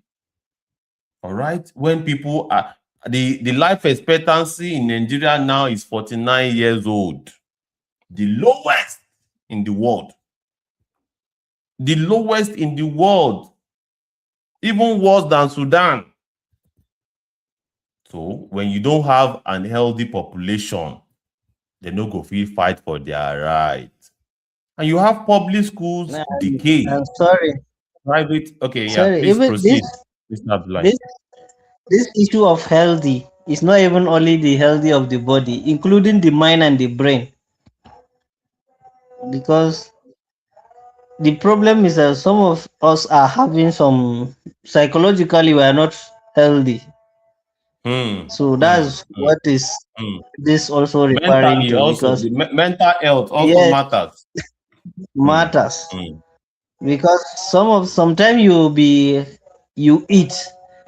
Some of us is overfeeding that makes us to be mentally insane, while some of us is lack of food that is making us to be mentally insane, while some, because you are exposed to a lot of things, then you'll be mentally insane.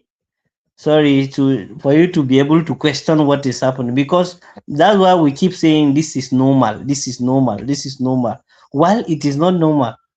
People dying, you make it normal. How?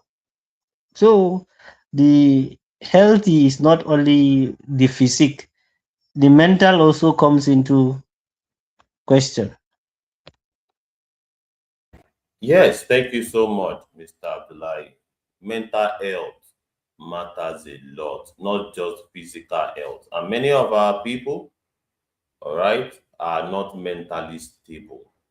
Mm. And it is mental strength where you go feel fight your oppressors, your enemies. Maybe we talk am like that. Now mental strength, now you go take fight your enemy. You can't fight your enemy without mental fortitude. All right. We have public schools declare, private flourish for elites. Wetin this one mean? That is, we all know wetin dem dey call public school now. Public schools in primary school, in secondary school, and we see how the thing just dey go from bad to worse. No, what has let me take that one. What has happened is that in this our quest to be better than our neighbor, we have allowed what should belong to the public to decay. Everything that belongs to the public, that belongs to you and I, we have destroyed it. Public school destroyed, public university destroyed, and we are creating alternative of private, and those ones are flourishing. So we're diverting money that should go to our public institutions. We're diverting it into private. Guess who are the owners of those private? Our friends, the friends of the political elites and their friends, the political elites and their friends.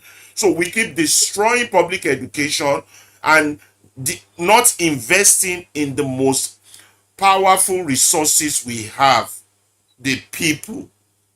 What makes China strong today? It's its people. What makes India strong today? It's its people. But the very one we should invest on, which is the public, we keep creating private this, private that, privatization, private this. And the funny thing about privatization and private school and private elite is that they are not, you would think they are owned eventually by Nigerians, but they are owned by corporations. Corporations are usually belong to the whites, to the Westerners. So it will surprise me if tomorrow comes, I hear that, oh, Dangote, 40% or 50% of Dangote shares belong to the United States. Because this is how privatization work. It's on the altar of who can buy it. And if you're poor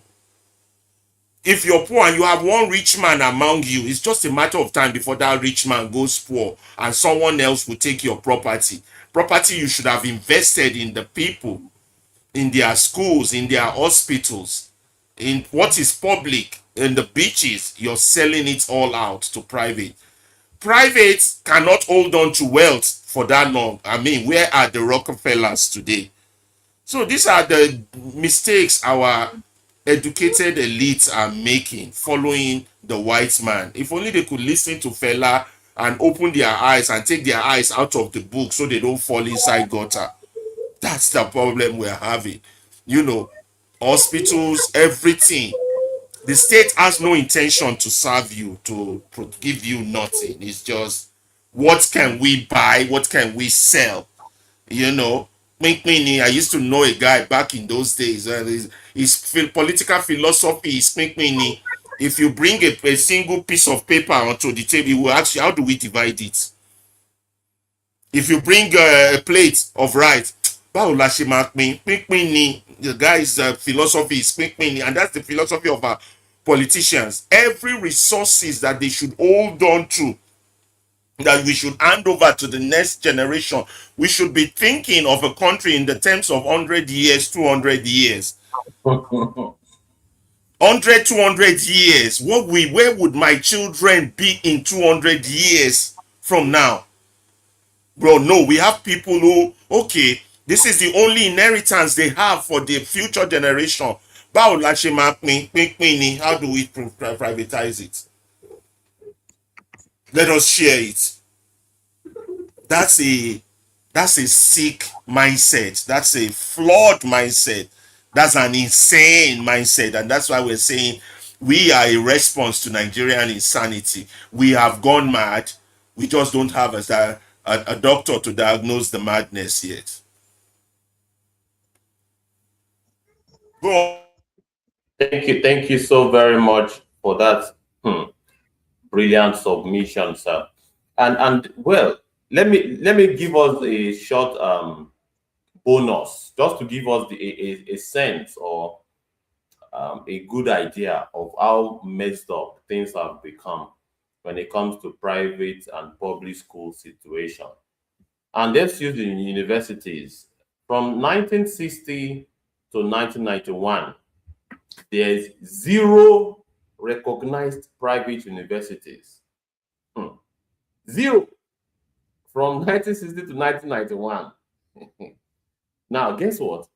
From 1991 to 2025, we went from 3 private universities in 1999, from 1991, to 149 private universities in 2024.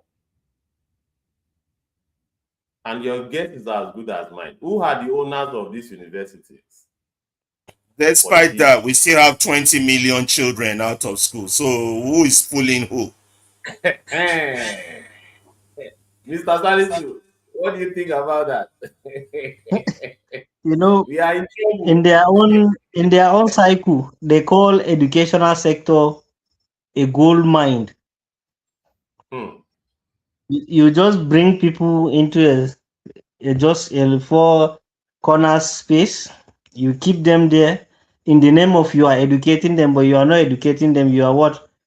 Mining gold, because you are just collecting their money.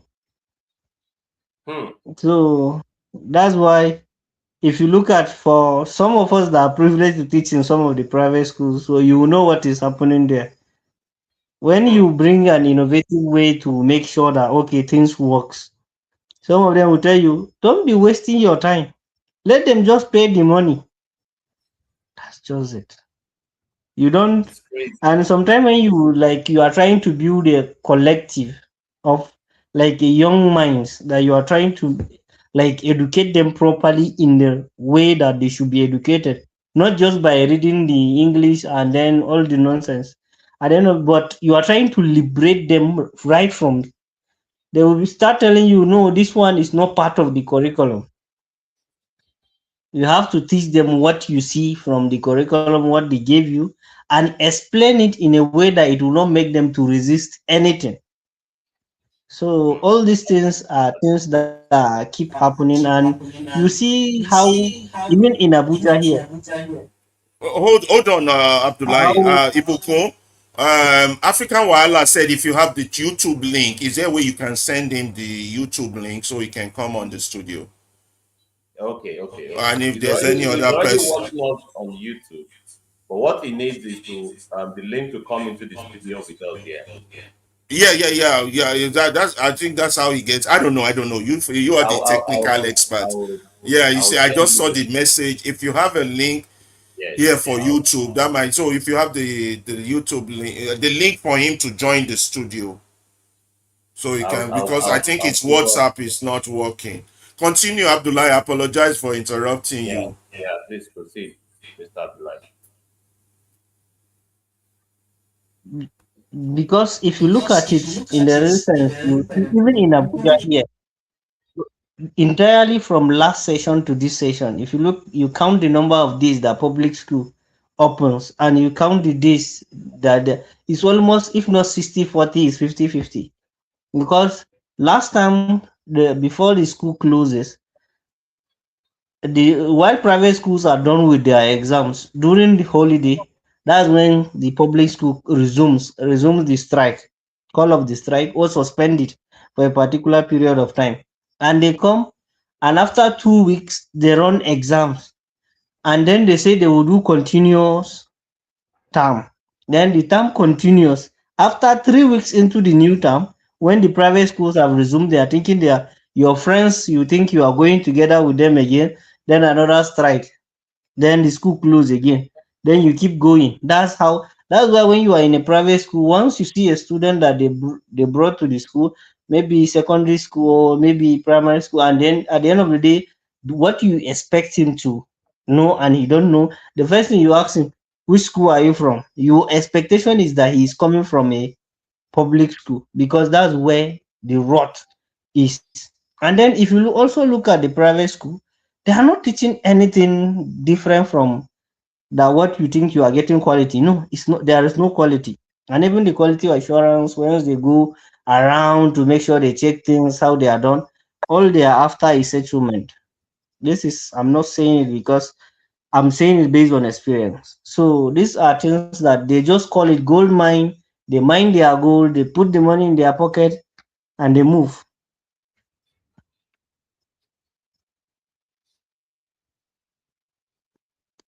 Wow, this that is quite interesting. And yes, I'm about to send you the link. African Wahala. Please check your inbox on X. I'm sending you the link right away. Please take a look at the link. Um, sorry. I have to multitask here, so it's a little bit some. This one is asking for password from my hand. In the technical part, Abdullah can continue with the production. So yeah. So we are at the level of in the mind map.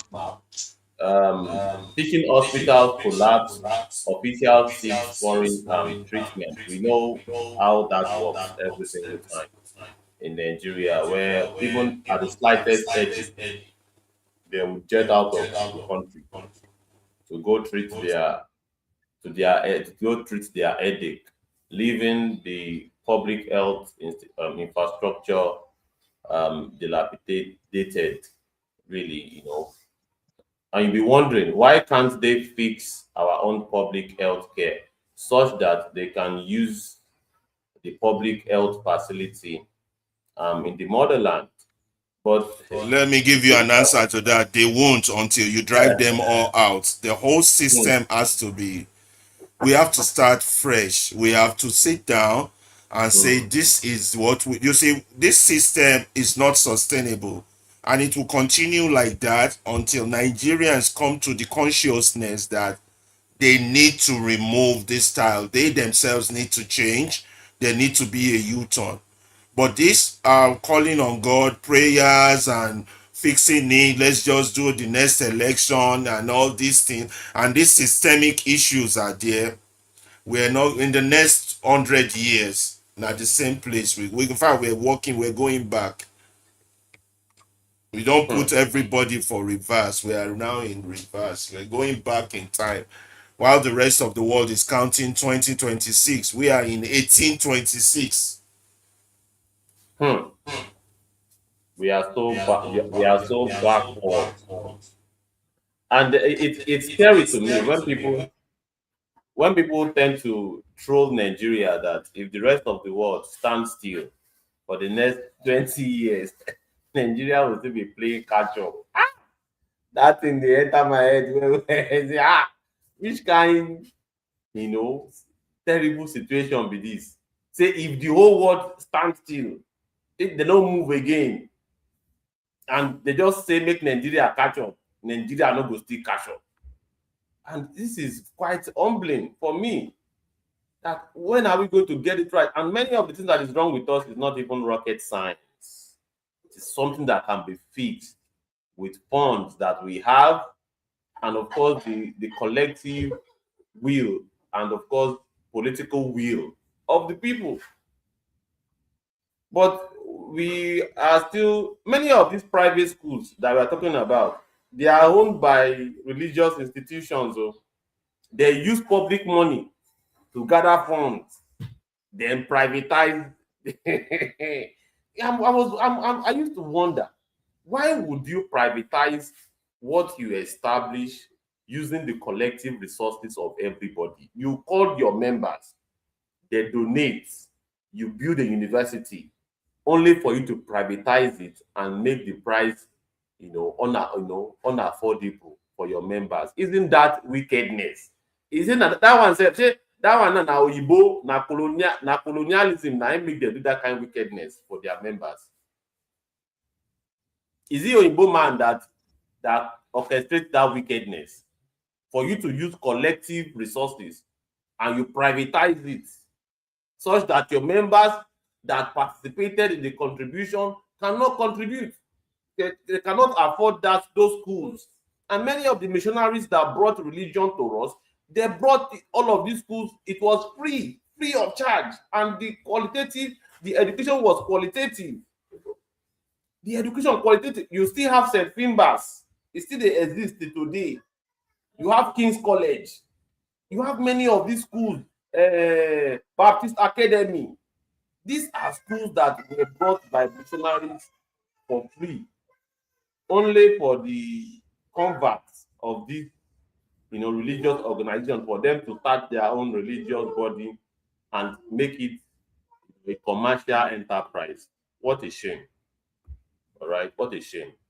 And these are part of the enemies that we are talking about. Enemies that would weaponize people's ignorance against them.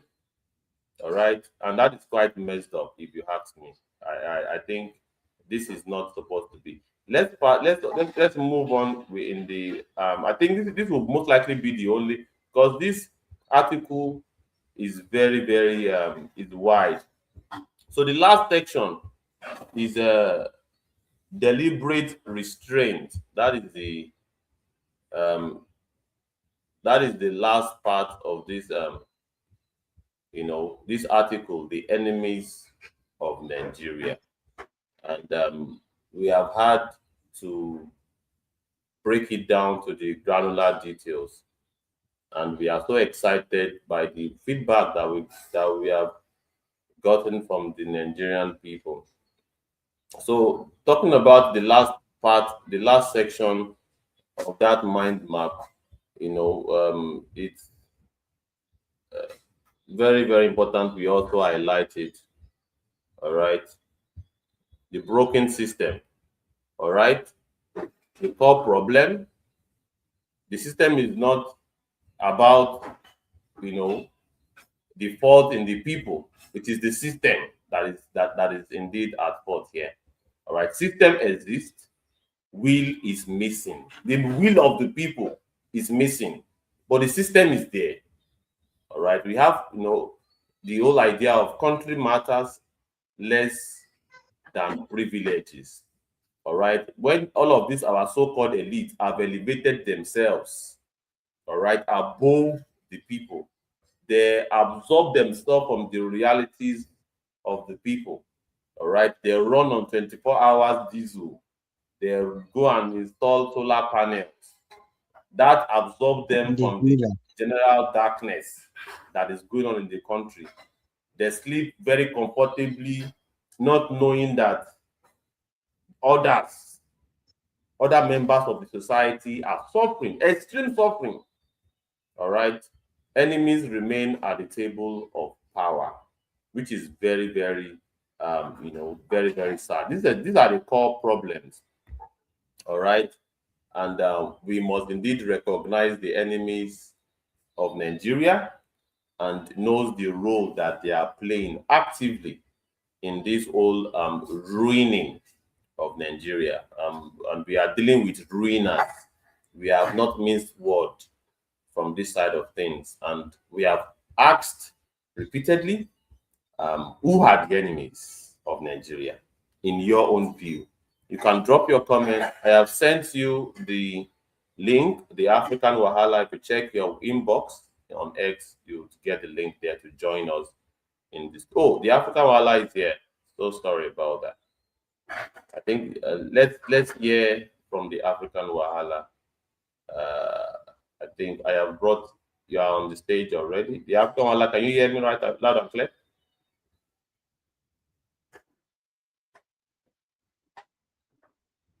The African Wahala? Wow. I think you still have this audio issue. I think it is your device. I think I strongly believe it's your Is device. he in this? Is he in the studio? Maybe we just need to add him into the studio. Yes, it's in the studio based I don't on. know if you can hear me now. Oh Yes, yeah, we can hear you now. yeah, I can hear you now. Yeah, Ibukun, I just sent you another article. You might want to look at that if since you're finishing with one. I will Okay. forwarded it. Yeah, yeah. Yes, the African Wala. Can we have you now? Please proceed. Yeah, thank you so much. Yeah, so many things have jumped to me in this conversation, but I'm just going to quickly add to the part where we were discussing about how we now have a systemic culture of corruption. That we have graduated from having just behaviors from few individuals to a wide range behavior from majority of the people that get to the helm of affairs. And even good people, a lot of good people, so-called good people that are not really solid on what they stand for. When they get to the helm of affairs, because of our culture of tolerating being silenced, they conform to become bad administrators when they get to the helm of affairs. So our system of corruption has graduated from an individual level to being institutionalized. Because now, like many people said earlier, you want to get your driver's license, you have to bribe. You want to get your passport, you have to bribe. In fact, you've registered for your voter's card. If you don't go and get your voter's card on time, they can sell it to someone else. And if you go there and you complain and you are sounding too knowledgeable, they can harass you. They can violate you. They can even use the police to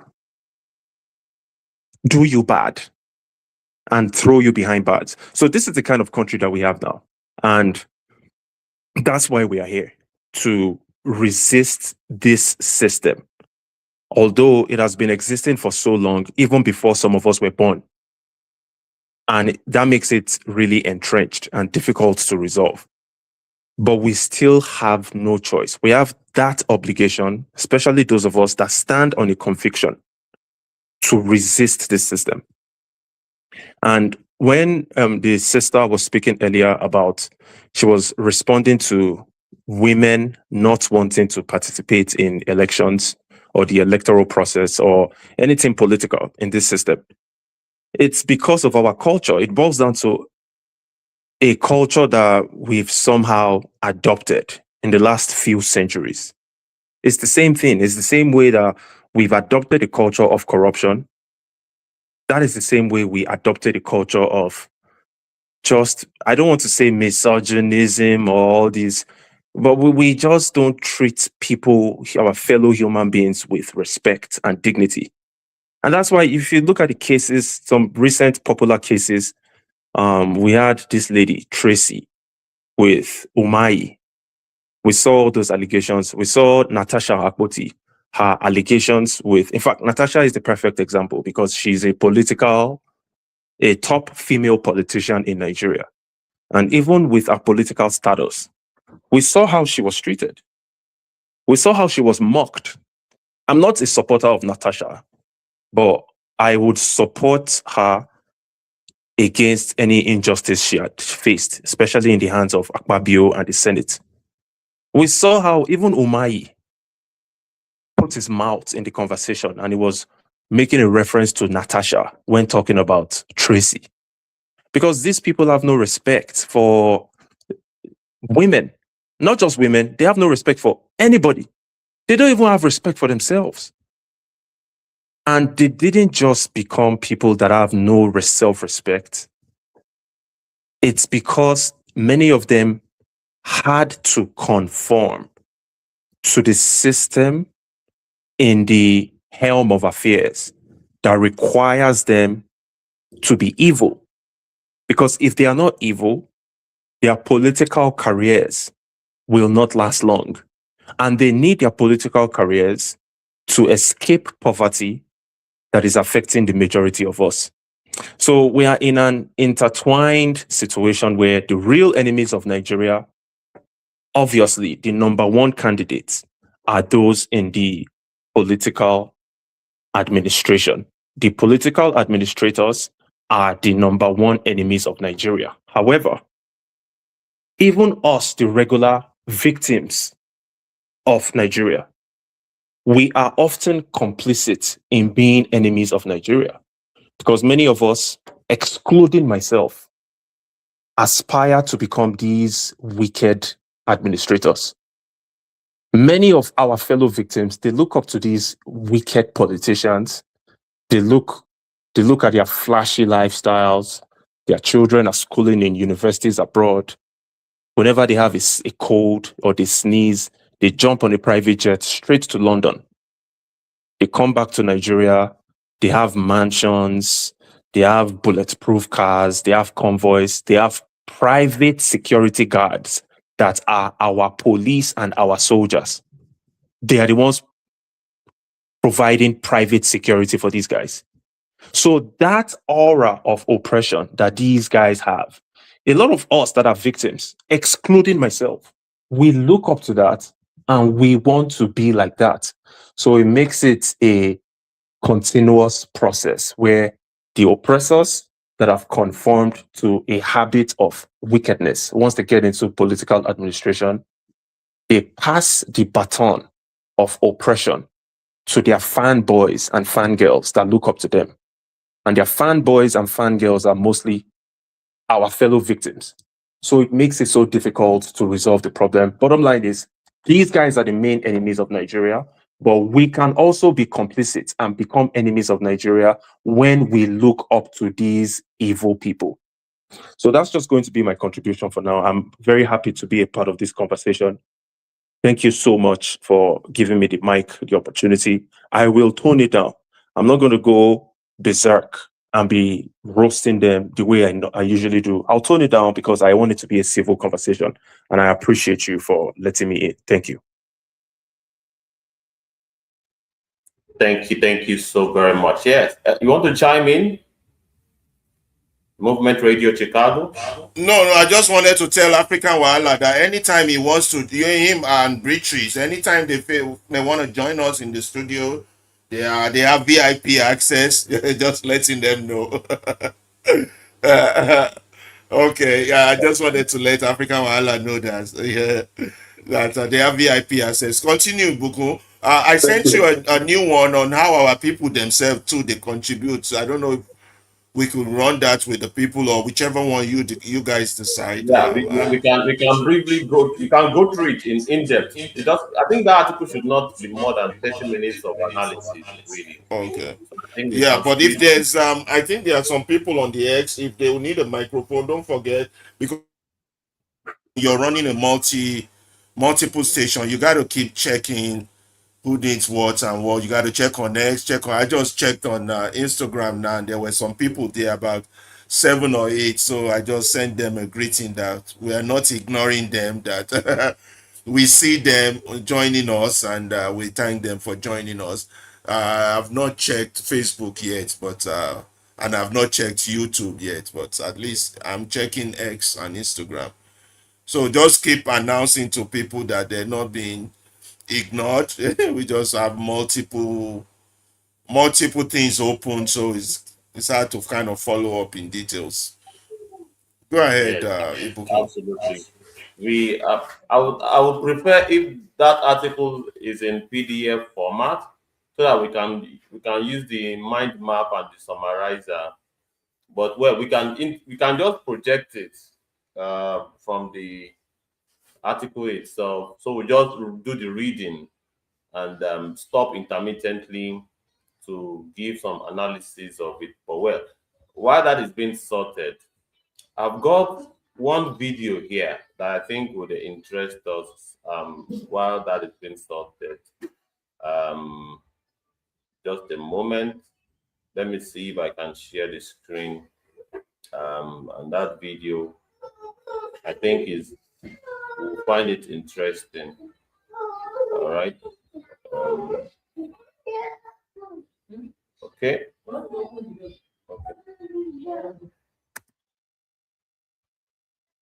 Okay. No, we make the protesters fight each other. Now you're talking. Create 8 social pages. Done. Make each page represent a different animal group. Easy. Tell the fast animals the slow animals are holding them back. I like it. Excellent. Make every group believe they're a victim. Can you believe this? They're blaming us now? This is ridiculous! Who posted that? I don't care. I'm responding. We were marching together yesterday! That was before I saw what your group thinks of us. That's not what we're protesting! I don't care anymore. Where is everyone? At home arguing. The protest is dying. But nothing changed. Arguments continue between animal groups across the kingdom. Protest attendance has dropped significantly. The plan worked. Of course it did. Why does it always work? Because hungry animals united are dangerous, and hungry animals divided? Manageable.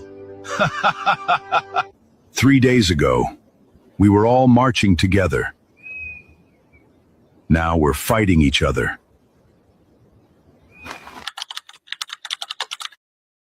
Then what's the plan? We don't fight the protest.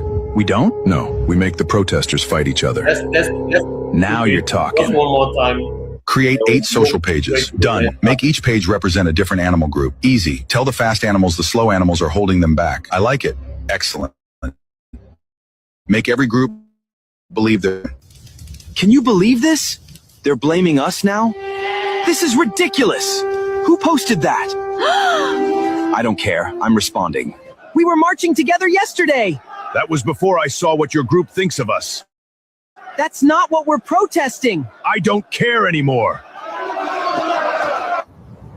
Where is everyone? At home arguing. The protest is dying. But nothing changed. Arguments continue between animal groups across the kingdom. Protest attendance has dropped significantly. The plan worked. Of course it did. Why does it always work? Because hungry animals united are dangerous, and hungry animals divided? Manageable. 3 days ago, we were all marching together. Now we're fighting each other.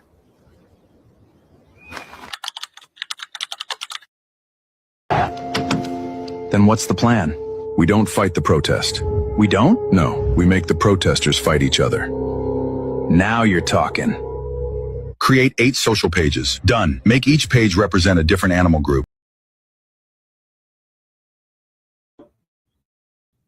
That is the third time I'm going to be playing it, but I think we got the gist. Mr. Sally, do you think this video sort of paints a picture of what we have been talking about since? Uh, this one is like the full message in a short clip, just trying to tell you that all we have been saying, this is what it means. Someone somewhere is just sitting and control. He is the director, and someone is the producer, and then most of us are just the, we don't know. Some of us know, some of us don't know, that we are just like acting a drama on a stage, and they dictate what they want to see and what they want it to happen, and they already know the result. That's why when you are in this one will say, ah, this is my political party, this is my region, this is my this is my that.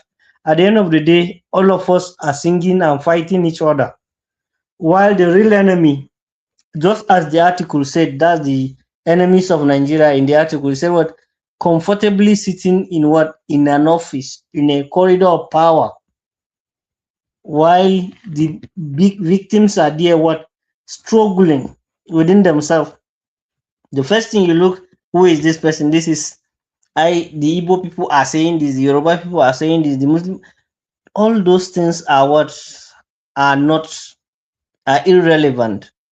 Just like the way Dele Farotimi will always say that, do not fight what is their war, not your own war. So let them fight it. Allow them to fight it, not you fighting the war for them. But then most of us uh, behave like we are ignorant. But to some extent, is what is that intent, that we, intentional decisions that we take, that we don't want to be active, and those that are want to be active in the what, in the cause, just like our brother African Wahala said, that those that decide to be active, they what, they go out as they want to also be in the same seat, so that they will just be in, they will enjoy the same privilege of what, oppressing others. Okay. I was thinking I should read this article and then you and Abdullah would do the mind map of it. What you guys say? That's fine. That's Okay, fine. let's That's quickly. that's cool. Okay, let's quickly get this going. This is, I don't know who the author is. I apologize for to the author. I don't know why I didn't get who the author is, but this was written by a very smart Nigerian. How the masses enable their own oppression. So, as tempting as it is to place all the blame on the political elite, the deeper and more uncomfortable truth is this: the fault also lies with our people. Not because Nigerians are powerless, but because they do not know how powerful they truly are. Or worse, they know and refuse to harness that power. In a true democracy, which we don't have, power does not reside in Aso Rock, Government House, or the National Assembly. It resides with the people. Political offices are not thrones, they are assignments. It's not a monarchy. It's a job. Elected officials are not kings, they are employees. They are meant to answer to you, the people, not rule over you. That's why we keep calling them our rulers, our rulers. We should call them the ruiners. What Nigeria is experiencing today is not an accident. It's not accidental.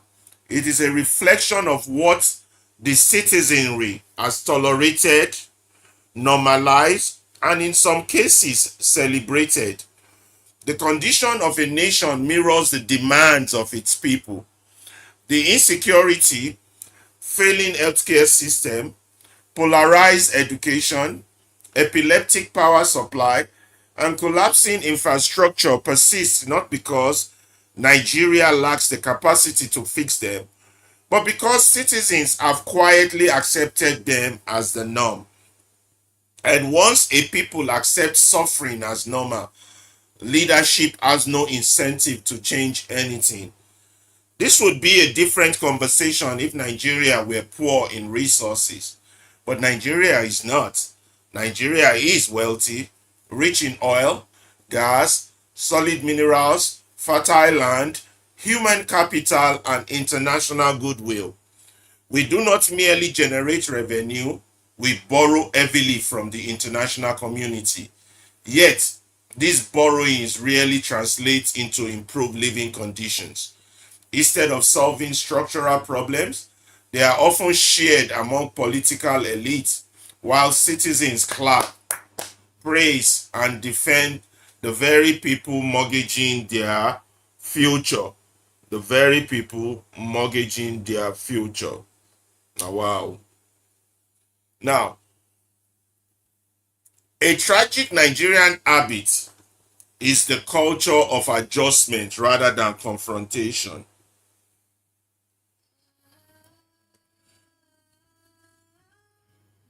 A tragic Nigerian habit is the culture of adjustment rather than confrontation. When electricity fails, the response is not collective pressure on government but private survival. Buy a generator, install solar, improvise. When education fails, people manage the system. They collect certificates without competence and pretend to be graduates while knowing the system never truly prepared them. That's why we see in their conversations. When healthcare collapses, citizens resort to prayers, chemists, self-medication, or crowdfunding instead of demanding functional hospitals. Insecurity is treated with the same lukewarm resignation. That's Nigeria for you. This mindset is not resilience, it is surrender. By constantly adapting to government failure, the masses unknowingly excuse it. When citizens solve problems the state is constitutionally obligated to solve, leaders feel no urgency to act. When citizens solve problems that the state is constitutionally obligated to solve, the leaders feel no urgency to act.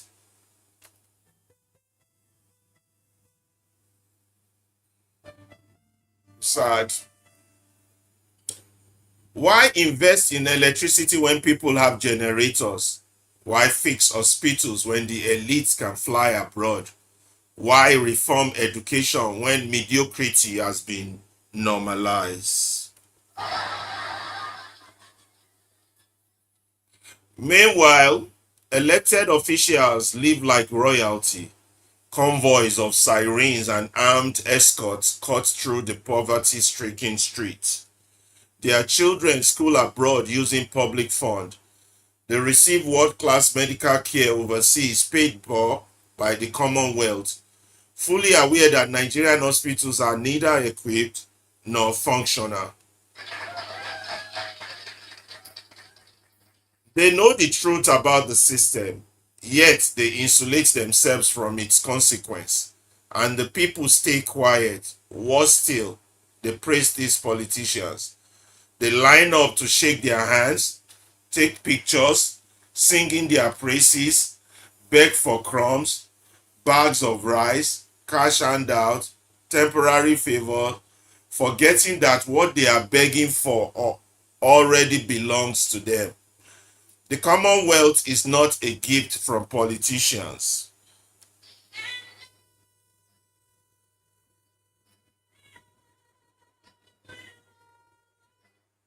This misplaced gratitude is one of the greatest strategies of Nigerian democracy. The Commonwealth is not a gift from politicians. It is the collective property of the people. This misplaced gratitude is one of the greatest strategies of Nigerian purported democracy. A people who should demand accountability instead worship authority. A people who should question power instead seek proximity to it.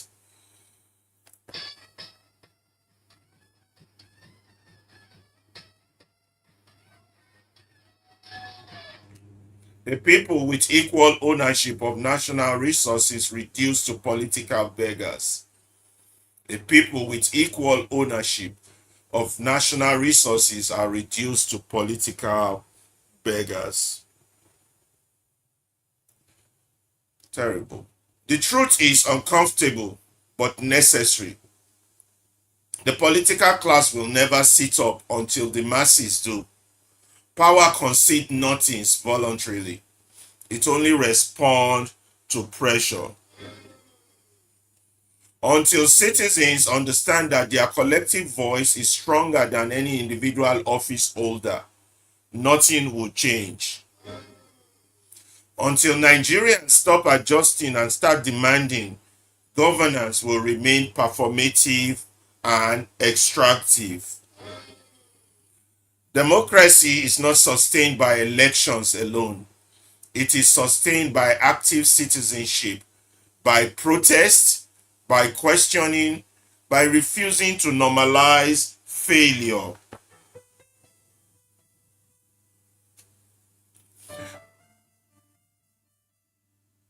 A silent people creates arrogant leaders. A fearful populace empowers tyranny. Nigeria does not lack power. It lacks a people willing to use it.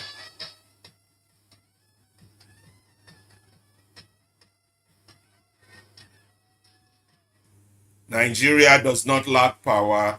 It lacks a people. It lacks a people willing to use it.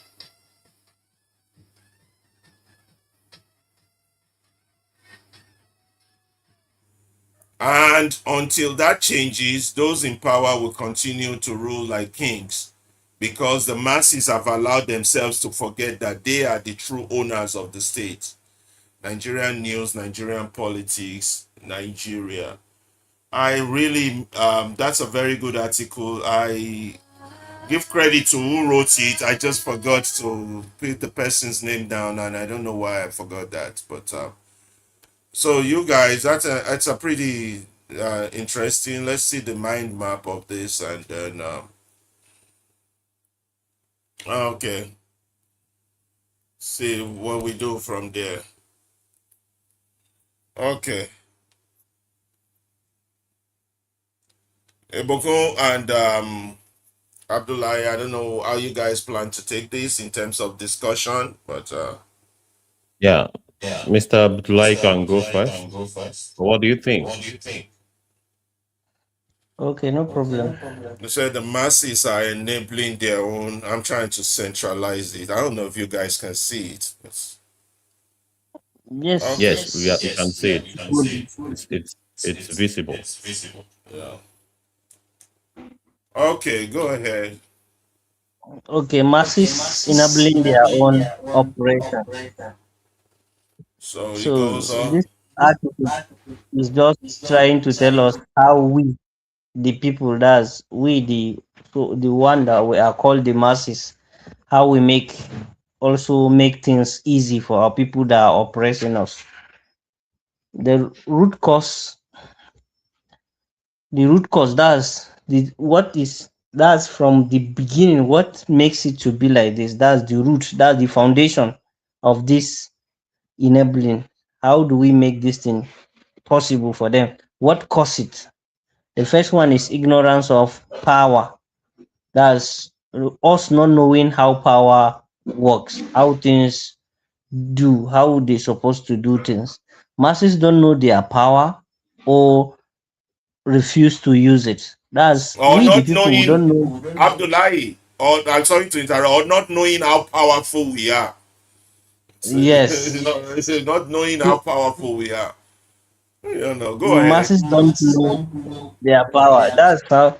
Okay, what this is just telling us that okay, we, the people, who don't know how powerful we are, what we control, what we can do, and with what we cannot do. So this is just trying to, or maybe we know it and we don't know how to, or we refuse to use it. That's we refuse to. We saying that no, we don't want to use this. We know our power, but we don't want to use it. Just like you have money, but you don't want to spend the money. Then true power lies with the people. So the actual power, the ogonge power, is what with the people. As the people are those that have power, not the people in the up that will say, Mr. President is powerful, governor is powerful. Not in government buildings, that's not in those offices, not in that beautiful office or that big office that you think power is not there. Power is in the people. Then office are assignment, not thrones. So offices are not what they are not their work is that homework that they used to give you. Okay, go and do this. That's why they say public office is for service, not throne, not something that you put on your head and you'll be thinking that I'm a king, I'm this person, I'll be oppressing with sarin anyhow, going everywhere. And when you are coming, everybody have to clear road. Is assignment, is work that they say that you should go there and do, not just go there and oppress people. Then officials are employees, not kings. All those people that are in that office, they are what? Is you people, is we the people that what? That employ them and give them job. Some of them are jobless. We can't even say what they are doing. They are just like people who no get job. They are jobless, but we give them job. So that's why anybody you give job, you have to what? Ask the person what is the person doing, how he is doing it. So the next one is citizen tolerance and normalization. So the people, we what? We accept everything. We collect anything where they give us, and we what? We make it normal. Even things that are not supposed to be, that are not good, we make it this one is normal. It's something that is it used to happen always. So that acceptability, always accepting things, make them feel the way they are. What is tolerated becomes normal. So anything where we feel accept is normal. If they will beat you 10, you can collect it, it's normal. If they beat you 20, you can collect, it's normal. So anything that is you can collect, you can take, is normal to you. Even if they can steal your phone, is normal. So nations condition mirrors demand. So nations, that's states where people dey, that's a country where people dey. It what? It condition, that's is set. While mirrors, that's mirror, the mirror wey you dey look is what? It acts. It acts. Because when you look at the mirror, you wan see you, then you show you who you are. Then suffering accepted as normal. Suffering, no hunger, no healthcare, nothing wey dey work well, it becomes what? Normal for us. Everything suffer head na our own. We no get food, na our own. No if you go to hospital, you must buy drug by yourself, buy injection, everything na our own. We like am like that. Then Nigerians wealth versus reality. Our own money, the money wey we get, all the money wey we get, and wetin dey happen with us. We get money, but this is what is happening with us. Rich in resources, oil, minerals, etc.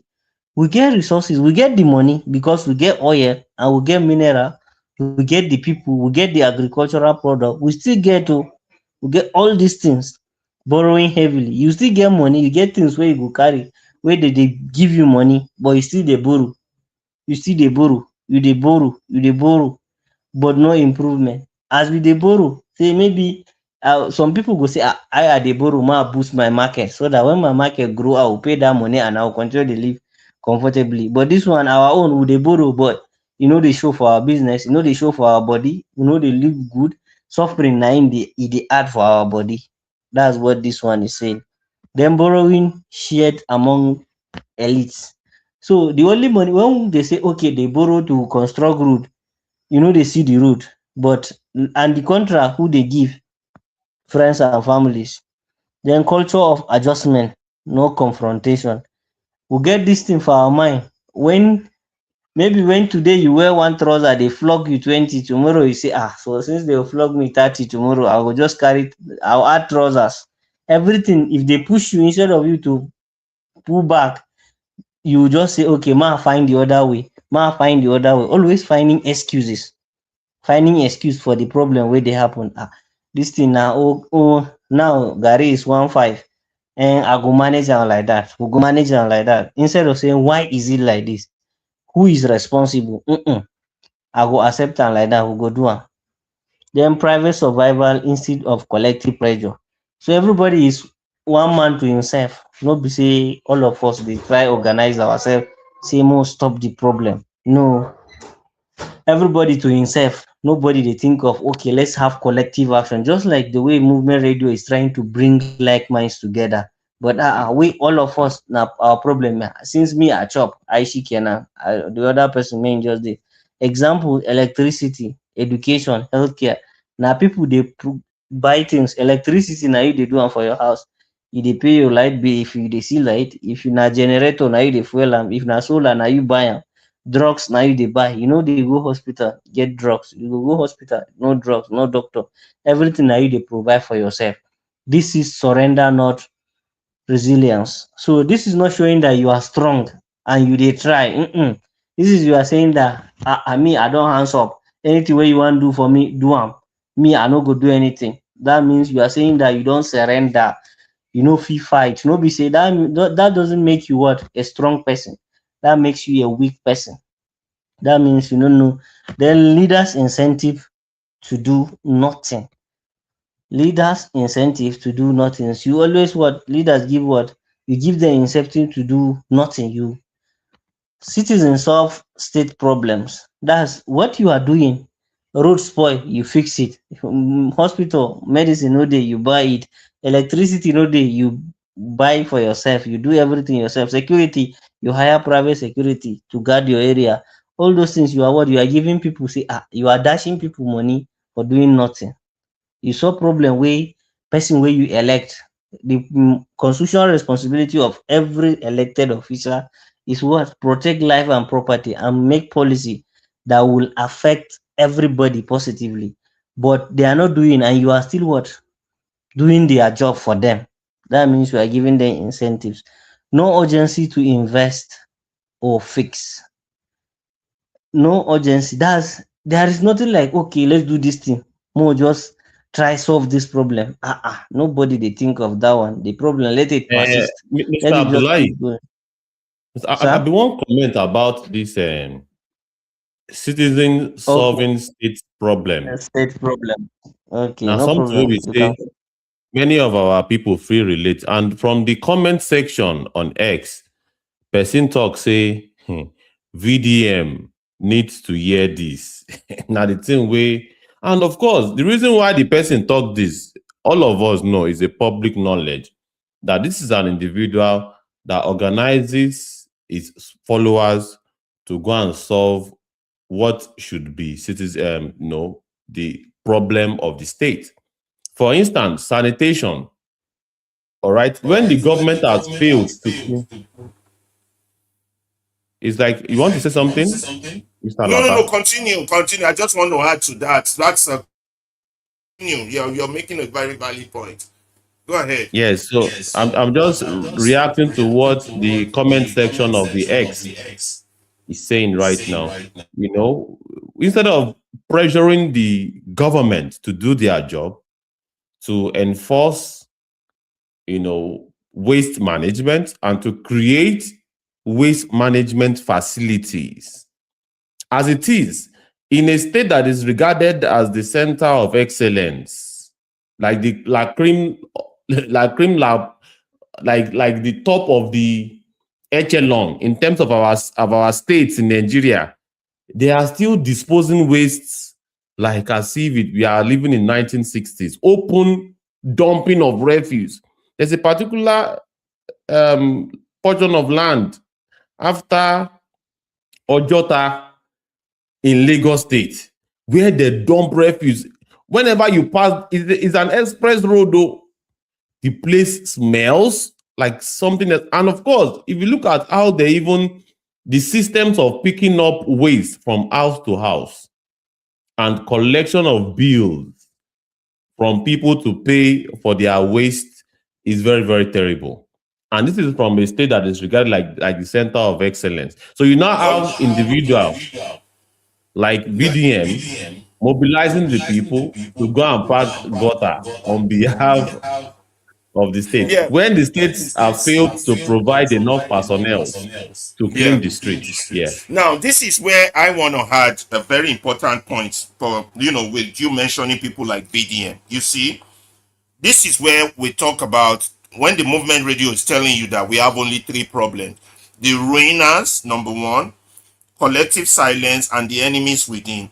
Now, if the governments are not doing what they're supposed to do, and you, the citizen, you are going to do it for them because you need it, you need water, you need road, you need security, you are now an enemy within. You are part of the problem. You just don't know that you are an enemy within. So somebody like VDM now, he might think he's doing good. Yes, he's doing good. Let's paraphrase it properly. But he's doing good in the wrong direction. He's doing good to enhance the problem to continue. Because where he should have put pressure is for the government to do their job, not go and do it for them. The same one, not just VDM, all of us, each one of us that are listening, that are not listening. That's what we are. That is what we are all How doing. about public water? When we say everybody just they build borehole, But that's how we become. Listen, all that of is us, how we are part we of become. these enemies within. Yes, we are. That's the truth. Because for So as they long run as you away do it from for the problem. yourself, the government has no incentive to fix it. You've done it. You got borrowed now. Why should I give you water? That's how a community works. That's how a country works. If a tree falls in front of my house and the government is supposed to come cut them and I go cut them, I have already told the government I don't need them. So this is why we have to keep opening our mental capacity and mind to see how we ourselves are contributing to the problem. We're trying to solve the problem, don't get me wrong, which is not a bad idea, but we're solving it the wrong way. We're solving it in a way that the problem will persist for our children to inherit. That is tragic. The best way to solve it is for me and you that don't have borehole, for everyone that live on that street to line up and go to the government and say, who is in charge of borehole? Do you have money for borehole? Come and build borehole. Come and build real water.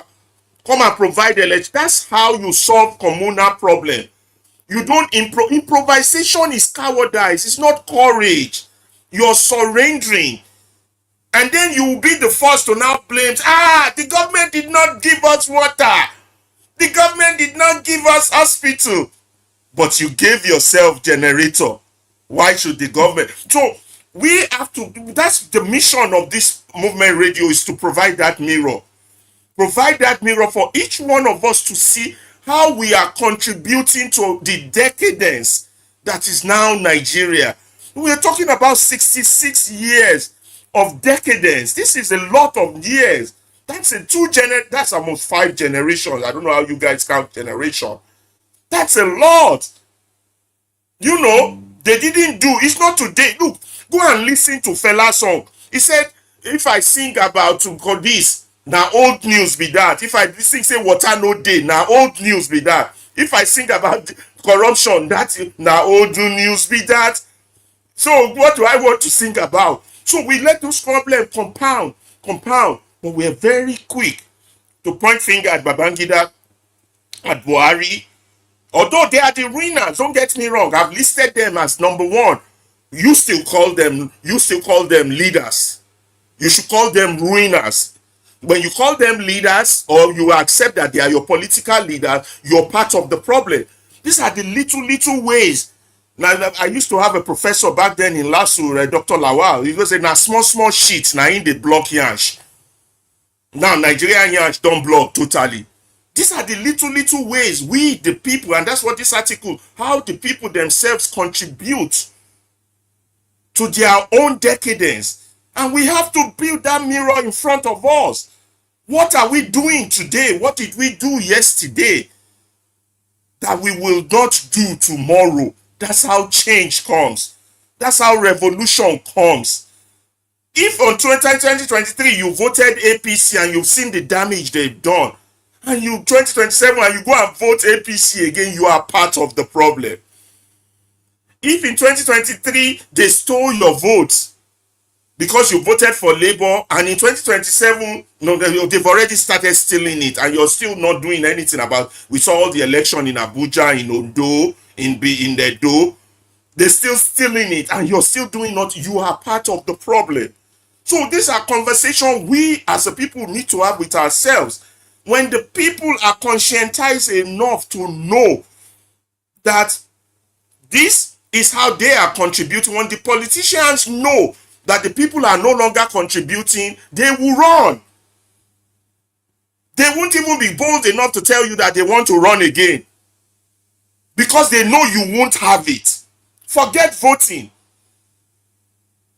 I don't have water. Who is responsible for water? Local government. You go to local government. Why don't I have water? Why don't I have electricity? You do it collectively. That's why we talk about collective silence. We're speaking, but we're not speaking enough. We're responding, but we're not responding and reacting enough. Enough to say, it's like somebody slap you. And then you turn the other cheek, they slap you. Then you turn the next cheek, and they will continue to slap you until you have no more face. It is the day that you hold their hand that if you slap me again, I will stab you. You will now see whether that person will attempt to raise their hand to slap you. This is the Nigerian problem. Once you allow a bully and you normalize bullying, it will continue. Your generation will inherit it. Your child's child, grandchildren will inherit it. Because you allowed it. When journalists stand in front of these people and they start talking rubbish why they didn't provide electricity, or they start talking the coastal highway that they've only built 30 kilometers in 1 year, and you as a journalist don't hold them to account, you are an enemy within. You don't ask the vital question, how are you going to finish this coastal highway in 10 years if you've only built 30 kilometers in 3 years? What are you doing different? You have failed. So the Nigerian problem is an enemy within problem. And the enemies within don't even know they are enemies. When citizens solve, you know how many problems we have solved ourselves? Country no good, ajapa. School no good, we go abroad. This one no good, we do this. We always improvise. We call it survivor. No, we are part of our own problem. If you see the kind of barbed wire, wait some people take do security. Yeah. Wow. And they'll go, if it's not even the gate go, it go fall. Because And they then they're won't very protect good themselves. at pointing fingers. They did not do. The government should do. The government, what have you done to make sure the government does? That's why I respect. I respect people like Showore, people like Dele, people like Mr. Elvis, people like Peter Akan. They are doing their own role. What are you doing? And we have some miscreants on the internet, on this earth now, supporting the government did not do. That's even worse. It's a separate thing not to respond, to say don't do it. For you now to say, but they are doing, in the face of the abundant evidence of them sharing money and defending it. So there's nothing to say about mad people. Just leave those ones alone. But let's talk to those who have brain right now. Let's leave the mad people alone. So let's go. That's the key thing. Citizens solving problem.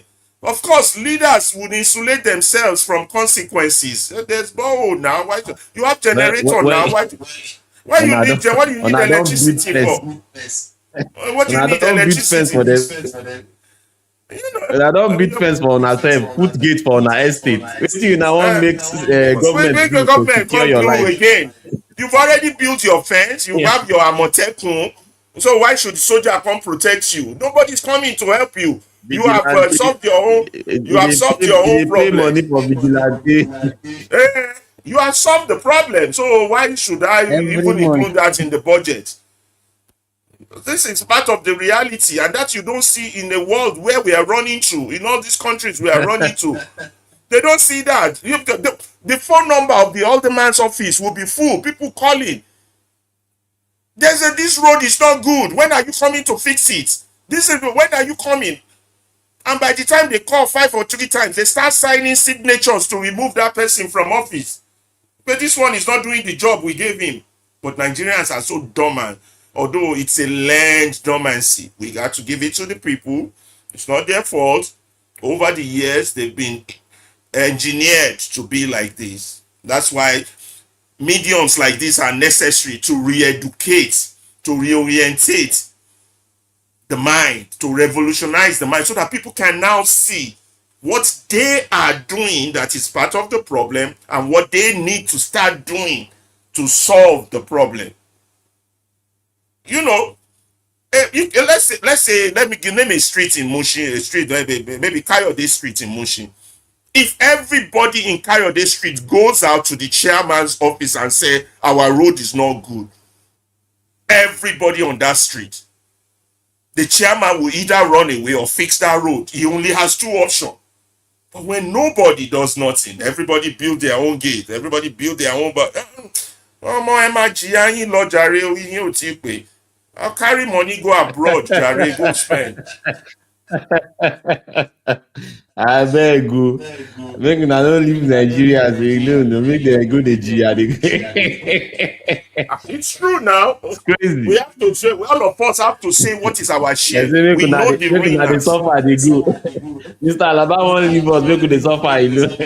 I beg Tí you. Jìyà tó ní ìbílẹ̀ lọ́lọ́ ṣé fọ́hùn ẹgbà yẹn ò tí ì dùn ẹ́ tó ní wọ́n ní kí lóògùn wèrè inú wèrè gan when they beat wèrè tẹ́gbà yẹn bá wọ̀ lára àbúgbéta wọ́n dẹ̀ náà yín wọ́n náà yẹn yóò pariwo okay bóyá ká tún já kòbókò míì. You know everything Mr. Alaba dey talk, Mr. Abdullahi. He say even if you beat a madman sef dey respond to beating. But when you are beating, person wey talk say him dey normal and he no response to say he dey beat am, wetin be that one? Is it not madness? He is dead. He's dead. He's a zombie. That's why we call it a zombie, turning people into zombies and criminals. When we make those analyses, we're not joking. The country is turning human beings into zombies and criminals. That is the only product you can get from Nigeria.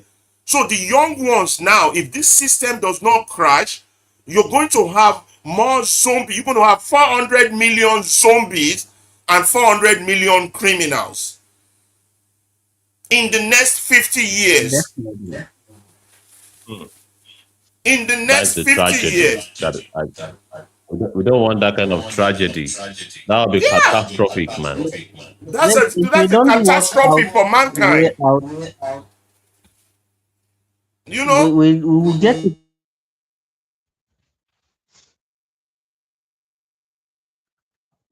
Yeah, Mr. Abdullah, you want to say something?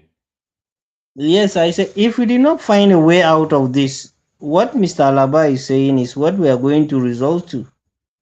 Because it did not start today.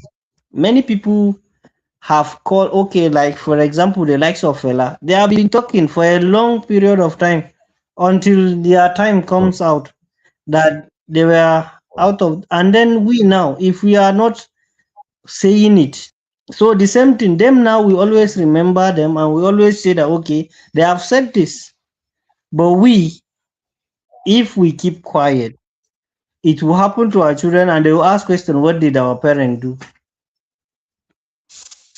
Then what or maybe you are even alive, they will ask you, okay, when it started happening or when it's happening in your time, what did you do? Interesting. So in order for you to have answers, it's now time for you to what? To act. Let's check on our folks on X. Beatrice, any comments so far so good? Or perhaps anyone wants to chime in from X platform, please pick up the mic and we would indeed pause to hear from you. Beatrice, any comments?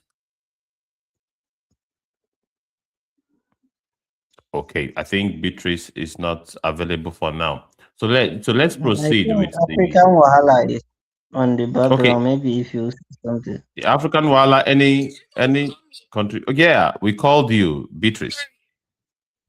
Have you been listening to what we've been discussing? No.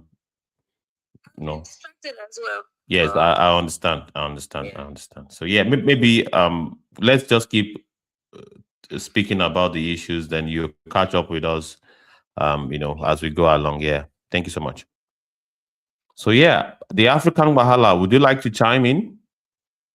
Yes, I mean everything has already been said, but there is always more that can be added because our problems have been existing for so long and it has now been deeply entrenched in our system, in our culture, that we are now actively against ourselves as a society.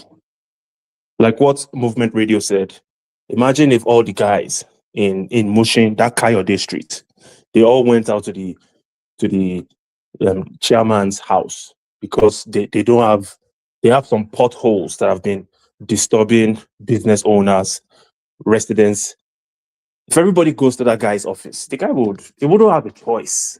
He would either run away or fix it. But for us to even imagine everybody going to his office, maybe that's far-fetched. Let's assume 20% of the population of Kayode Street, all the adults that exist on Kayode Street, if just 20% of them marched to that chairman's house every day for 2 weeks, demanding that he fixes the bad roads, what would happen is he will be put under so much pressure and he would have 3 choices. The first choice is to fix the problem immediately because that pressure will be too much. The second option is to run away because he knows he can't fix the problem and these people are going to get angrier and they will hold him accountable. And me saying holding him accountable, the definition is broad. They could do anything to him. The third option that he has is to utilize the Nigerian culture that is against Nigeria by hiring thugs. He'll just go and hire a bunch of Agbero. You know, hey, let me give you guys 10,000. If these people come and protest tomorrow, use your machetes to chase them away. Because the Nigerian system has intentionally created the Agberos that can be utilized by the corrupt chairman. How did the Nigerian system create it? Obviously, lack of education. The system intentionally made a lot of our people lack access to education, then lack of economic opportunities. So because they lack education, so they don't have the skills to be employable or to really contribute to society, and they also don't have economic powers, then they become easy to be used as political thugs. The ones that can be used as political thugs from other regions, because of the same Nigerian system, the same way the Nigerian system has intentionally kept our people without any education or civic knowledge, or even the ability to survive in the world. You find people that now no education, no employable skills, then they simply join terror groups. After all, if we have like different terrorists, you know, these terrorists, this guy here, he was also from this our poor community. Now he's doing much better economically because he joined ISWAP or because he joined one other terrorist group. He's now economically viable. Then the other young people that have no education, no employable skills, that is where they are going. They are easily going to join the same terror groups. So when we have all these millions of children that have been put through the Nigerian Alimajiri system, it's a Nigerian system. The Alimajiri system is a Nigerian system. It is peculiar to it. It originated from Nigeria. I don't understand how Nigeria remixed an entire religion for its own selfish purpose. So you have millions of children going through an Alimajiri system. They become teenagers and adults. They don't have any skills. They don't have any education. They don't even know who they are. And they worship their fellow men because Nigeria has indoctrinated them to be that way.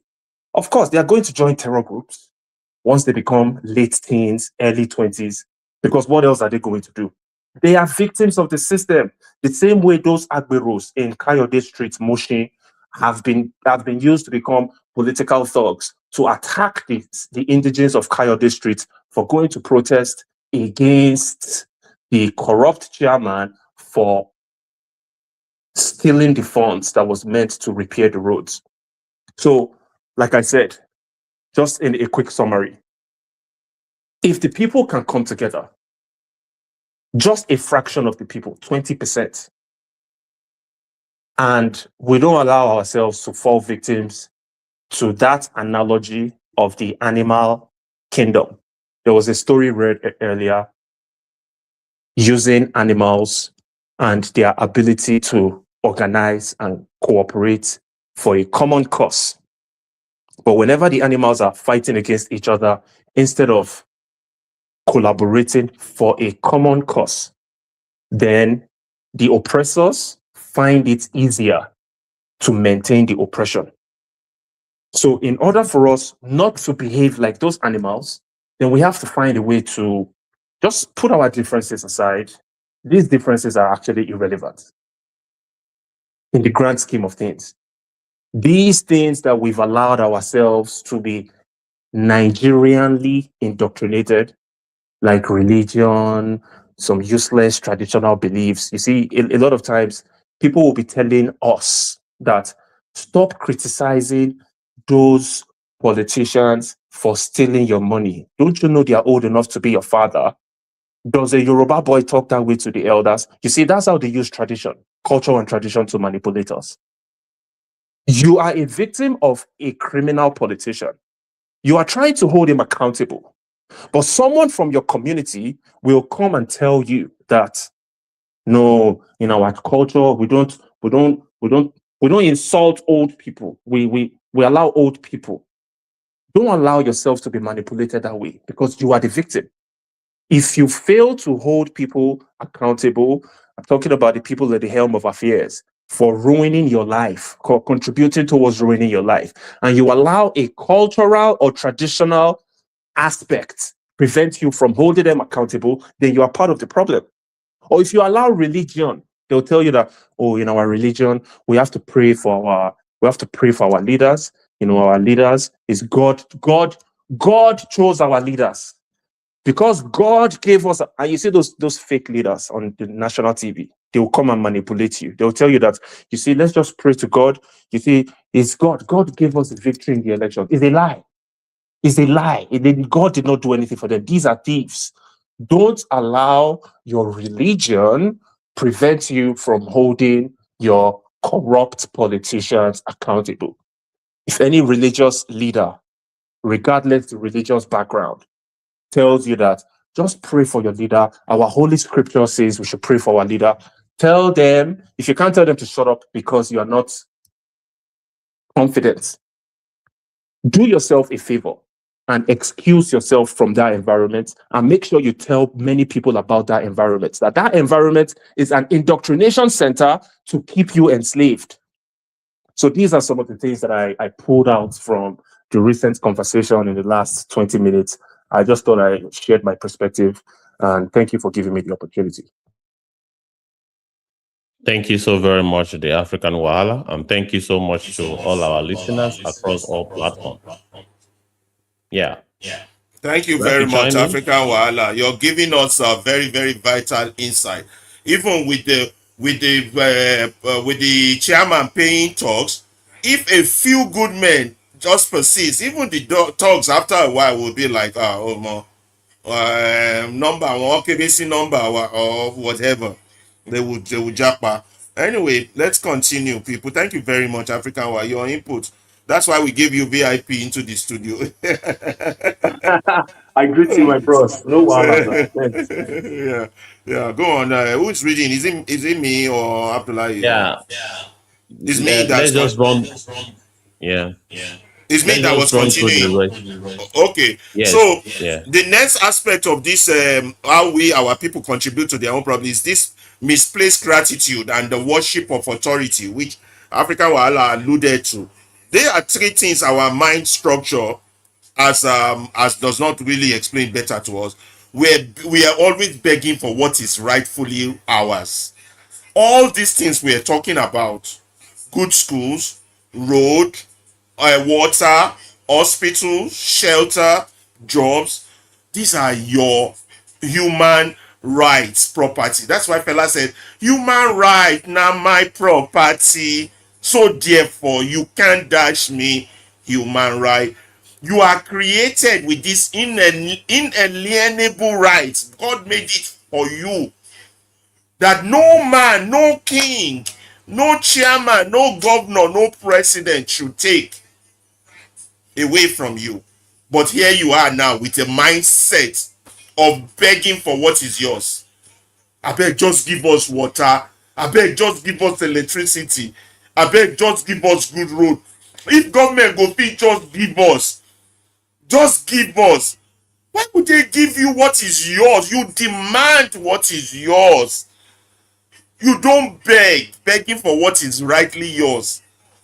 Your property is your property. You can't be begging somebody to give you your own property, another human being. That means you are a slave in your own father's land. That means you're not a citizen. The only thing you should do is to demand it. Demand accountability. That's what they mean. Demand accountability, not proximity. Our people always want to be close to the corridors of power. They want to be close to governor. They want to be close to minister. They want to be close. Now, small. This man has put everything in song. Now, back by them will go. They want to be close. They want to be friend to minister, friend to Bonami, friend to Jonah. Like Obasanjo and Abiola, international chief. That man's songs are encyclopedia of wisdom. People should just listen. You're not what you don't need proximity to power. You demand accountability from power. That is the Nigerian error. Everybody wants to be close to the corridors of power. It is tragic. It is tragic. So, and one thing you need to know about power is that it concedes nothing voluntarily. No matter how much you beg, power will not give you. You like beg. I mean, government, and that's all I hear when that's why we have been miseducated though. That's colonial education curriculum got to go. When I hear our colleagues talk on Twitter, on X, on YouTube, every statement that comes out of their mouth is so disgustingly annoying. Government should give us this. Government should do that. You demand, you don't beg. Power concedes nothing voluntarily. It's not going to give you. Your life will not be better. You won't get better schools. You won't get better road. You won't get better because you're begging, because you're appealing to the conscience of evil men. You appeal to the conscience of a good man. Hardly would you get it. Not to talk of the conscience of an evil person. Someone whose consciousness is dead. Those are the ones you're begging to give you good governance. Yeah, they will give you. It's your gift. You demand. And those that are demanding, what are you doing? You're cursing them. That Showore Wahala too much. That Mayegun General Wahala too much. That Bitaka can self too they talk. And that Rufai Wahala too much. People who are telling you the truth. Your power concedes nothing. It is there. It concedes nothing to nobody. If you like beg. Power only responds to pressure. Power only responds to pressure. If you don't put pressure, you're not getting nothing. You go remain poor. You no go get water. The whole world go they fly cars where they fly. You go still they use generator. And they call yourself big man inside your shito banana island. Inside your shito Victoria Island. Inside your shito Ikoyi. Because you're not responding, you're not applying pressure. Power only responds to pressure. And then you don't make your collective voice stronger by connecting with those who are conscious, who think like you.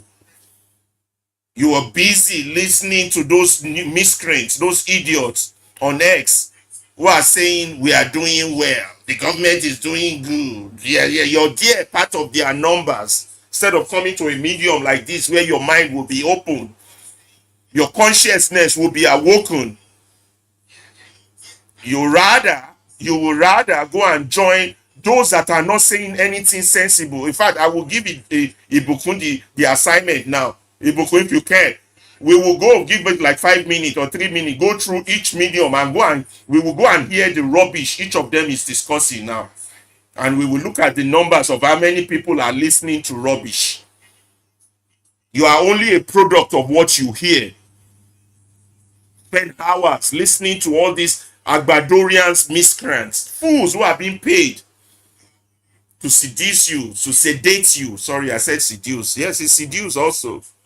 So it is only a citizenship that is active, that acts, that can sustain democracy, not people who are lukewarm, asleep. Give us, government must do this. Which, I always ask, which government? First of all, acknowledge the fact that you don't have a government. Then stop asking what you don't have to give you what you don't have. I'm confused. I don't know whether it must be me. But you can't even acknowledge the fact that you don't have a government, you don't have a democracy. You're saying government should do, government should. Are you okay? And here are the consequences of our silence. That's why I said we identified 3 problems: the ruiners, and the ruiners are not going anywhere until we deal with the enemies within. The number 2 people are the enemies within. Once we dealt with the enemies within, then we will now have a collective voice. And once we have a collective voice, I'm telling you, because power concedes nothing to nobody, the ruiners will run away. They will run. Because a collective voice is stronger. I don't know how else we could do this civic education for our people, or for it to enter their head. You go around all the media, you will see what they are discussing. Issue of pata, issue of shokoto, issue of look, you can imagine how much problem we have in this country, and we have our 40 years old, 30 years old, and 50 years old discussing personalities. They're discussing Atiku Mogbe, they're discussing Tinubu Mogbe, they're discussing individuals instead of discussing policies. A country is bedeviled with this level of problem, and that is what you fools are talking about. Only go. The consequence of silence and fear. If we don't have that collective voice, we continue in our silence, we continue in our cowardice, and this is going to be what we will gain from such action. The road we are taking now, this is how it's going to end for us. Silent people would always get arrogant leaders, and Nigeria, our leaders have gotten so arrogant. Kò tiẹ̀ ṣe pé wọ́n gba wèrè mẹ́sìn, wọ́n ọgbọ́n tí wọ́n á tún di wèrè pẹ̀lú courage, come on stage and tell you how they are stealing your money. They come on stage and tell you how you don't understand, how you are the one who don't get it. They come on stage and tell you shouldn't criticize them. They have gotten we've given boldness to insanity. Wèrè wá ní stage, òun náà perform bí Michael Jackson, ẹ̀yin náà jókòó ẹ̀ ń wò. Ìlú ti dàrú o. Silent people create arrogant leaders because you never talk. Fearful populace empowers tyranny, and that's what we are going through now, where they can come and pick you up. They won't pick a terrorist up, but they will pick you up to go lock you up because you call their president a drug dealer, and he's a drug dealer. That's tyranny. They don't pick nobody up. You don't use institutions of government to oppress the people. The masses allow leaders to rule like kings. You're going to get the Nigeria we have today.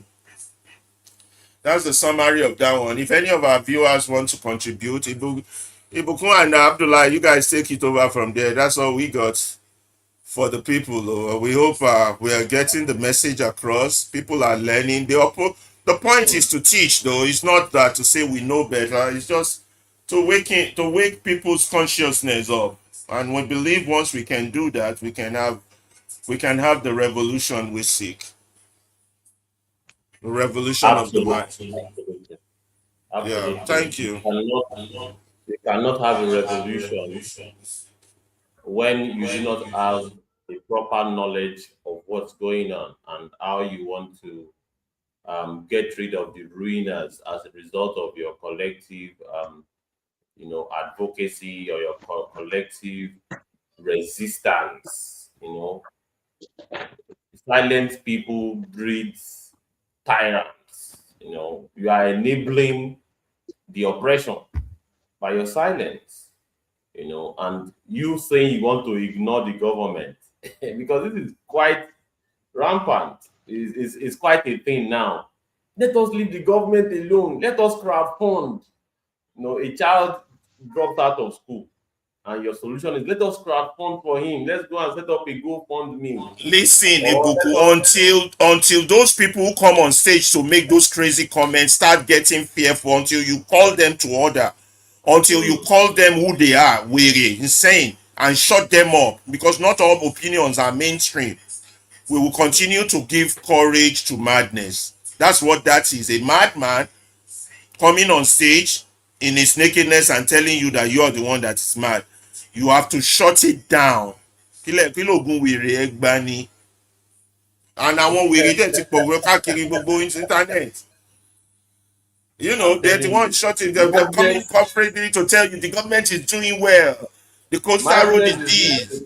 ASU have not madness gone is on strike in 3 years. That is an achievement.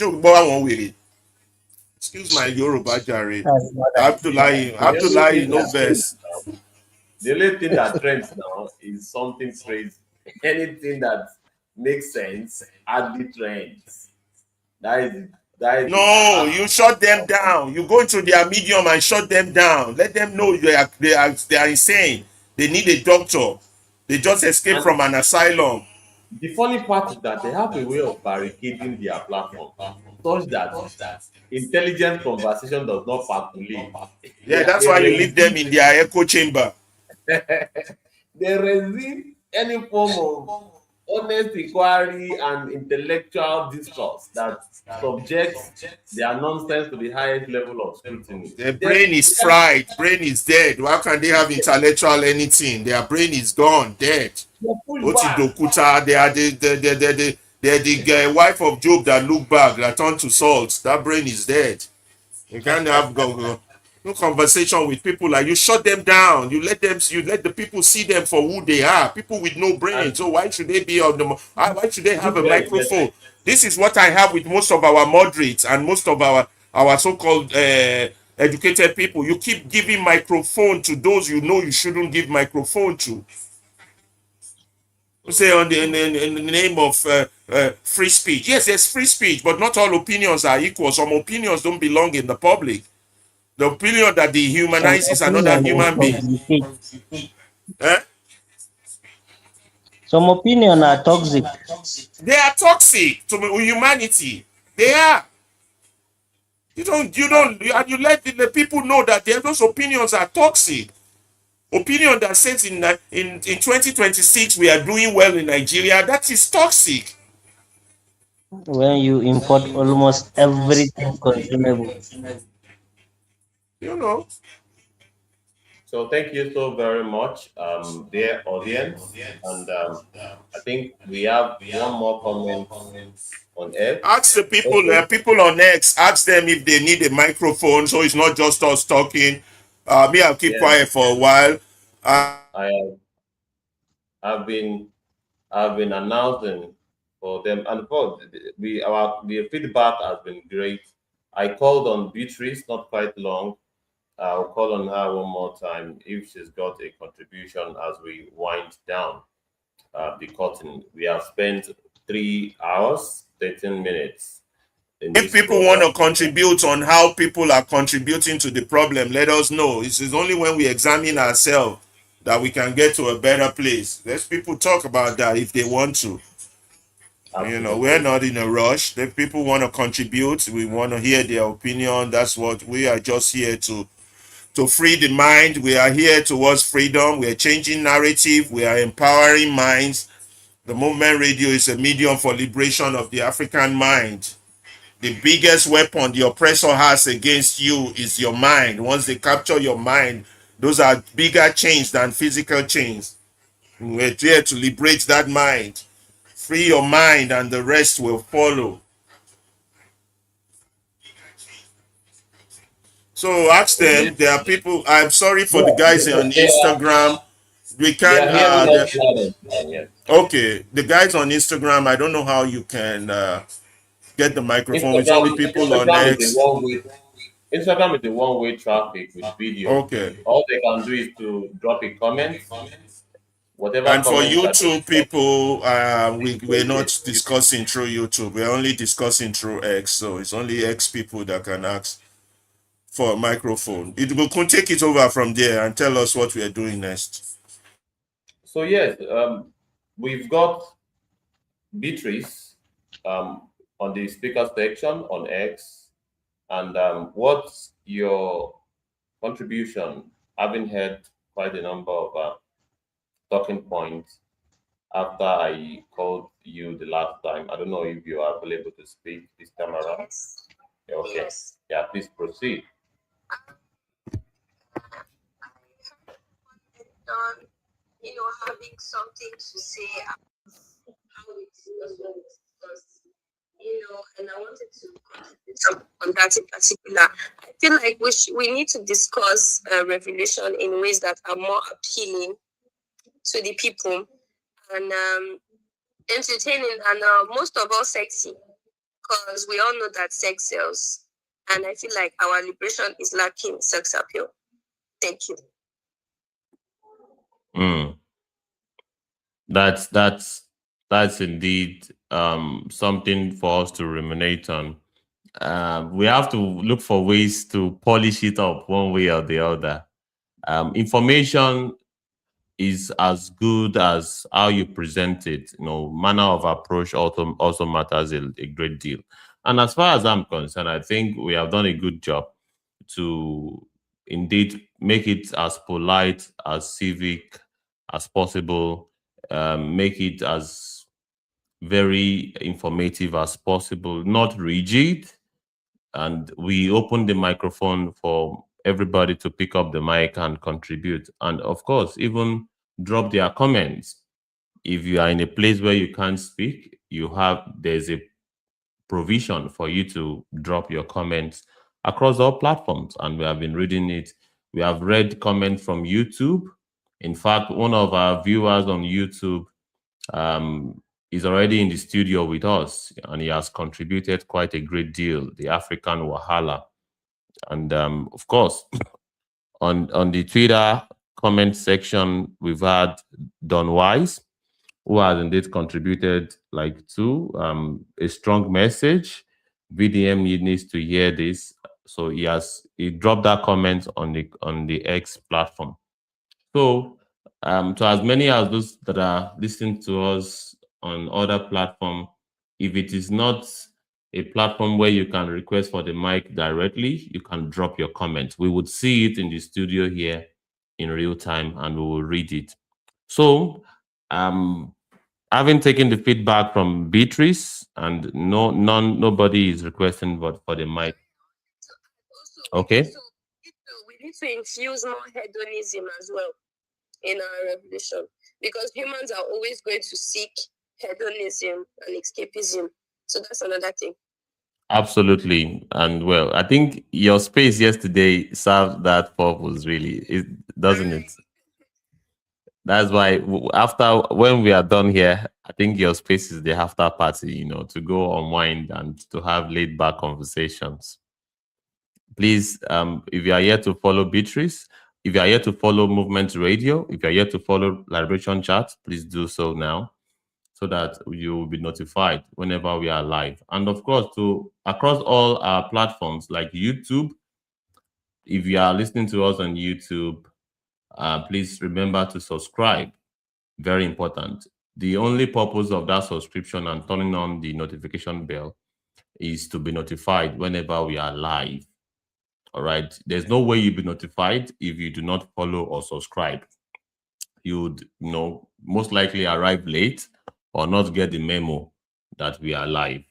So please do that across all platforms. And well, it's all replayable, on all the platforms, on Facebook, on YouTube, on only TikTok that you cannot replay our broadcast. But across all other platforms, you can replay it. Even on this audio platform, X, you can indeed replay all that we have said. You can play it back at your leisure time, or perhaps you came late. We have been here for over 3 hours. So it's all recorded. So you have not missed a thing if you replay it. Please share so that others can also learn a thing or two from what is being discussed here. Mr. Abdullah Salisu, any comments as we draw the curtain? Hmm. Thank you. I just enjoy the conversation today with Victories and African Wahala. I think it's quite interesting. I look forward for them to keep coming every day, every minute, and more people should join in because this is a collective job that we have to do. So, and I think this is the two articles read today are powerful articles and they are awakening voice that are trying to tell us our responsibility and the result of our inactions. So, and it's reckoned with the three key principles of movement radio. And I think it will go a long way if we can share this as much as possible as we can, because this is what will reignite Nigerians and tell them about their responsibility. It's not all about getting food to eat. It's all about doing the necessary things. So thank you so much. I want to say thank you to everybody that joined us for participating. Click the link button, subscribe so you can get notification when we come on live. Share the video. We're basically just trying to change mind. We want to move our country towards freedom, liberation. We want to change the narrative that's currently on the ground. We want to empower the minds of the people so they can free themselves. This is what the movement radio medium is for. Is for the liberation of the African mind, and we'll bring you topical issues and opinions by talented Africans or Nigerians, so that we could ruminate on it together and share views and know where we stand, where we are coming from, and most particularly where we are going.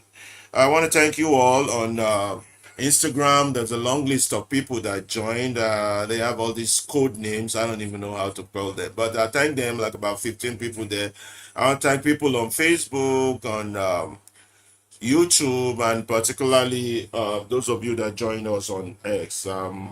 We are rounding up for the day. As usual, we would have music on X and Instagram later on, and Twitch. I didn't even say hi to those on Twitch if there's anybody there.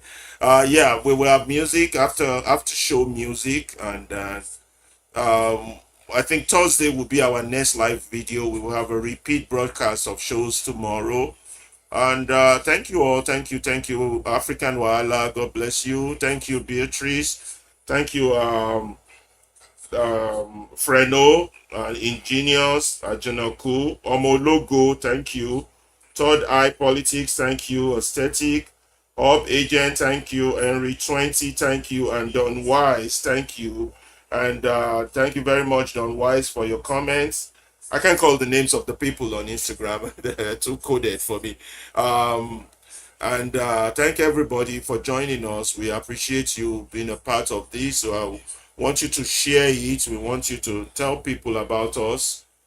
We're not partisan in any way or form. We just want the country to change. We want our people to live a better life as we go forward in 2026. We want them to have citizenship. We feel the only way we could do that is to start to educate the minds of our people. And once they are liberated in their minds, they will liberate themselves.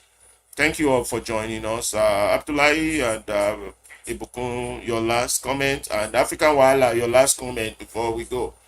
Your final submission, African Wahala. Is it still there?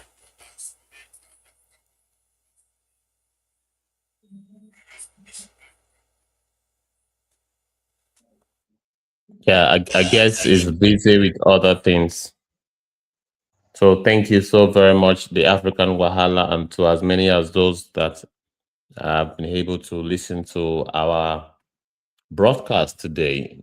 Thursday is the next show, very power packed and will be insightful as always. Tomorrow is a replaced broadcast.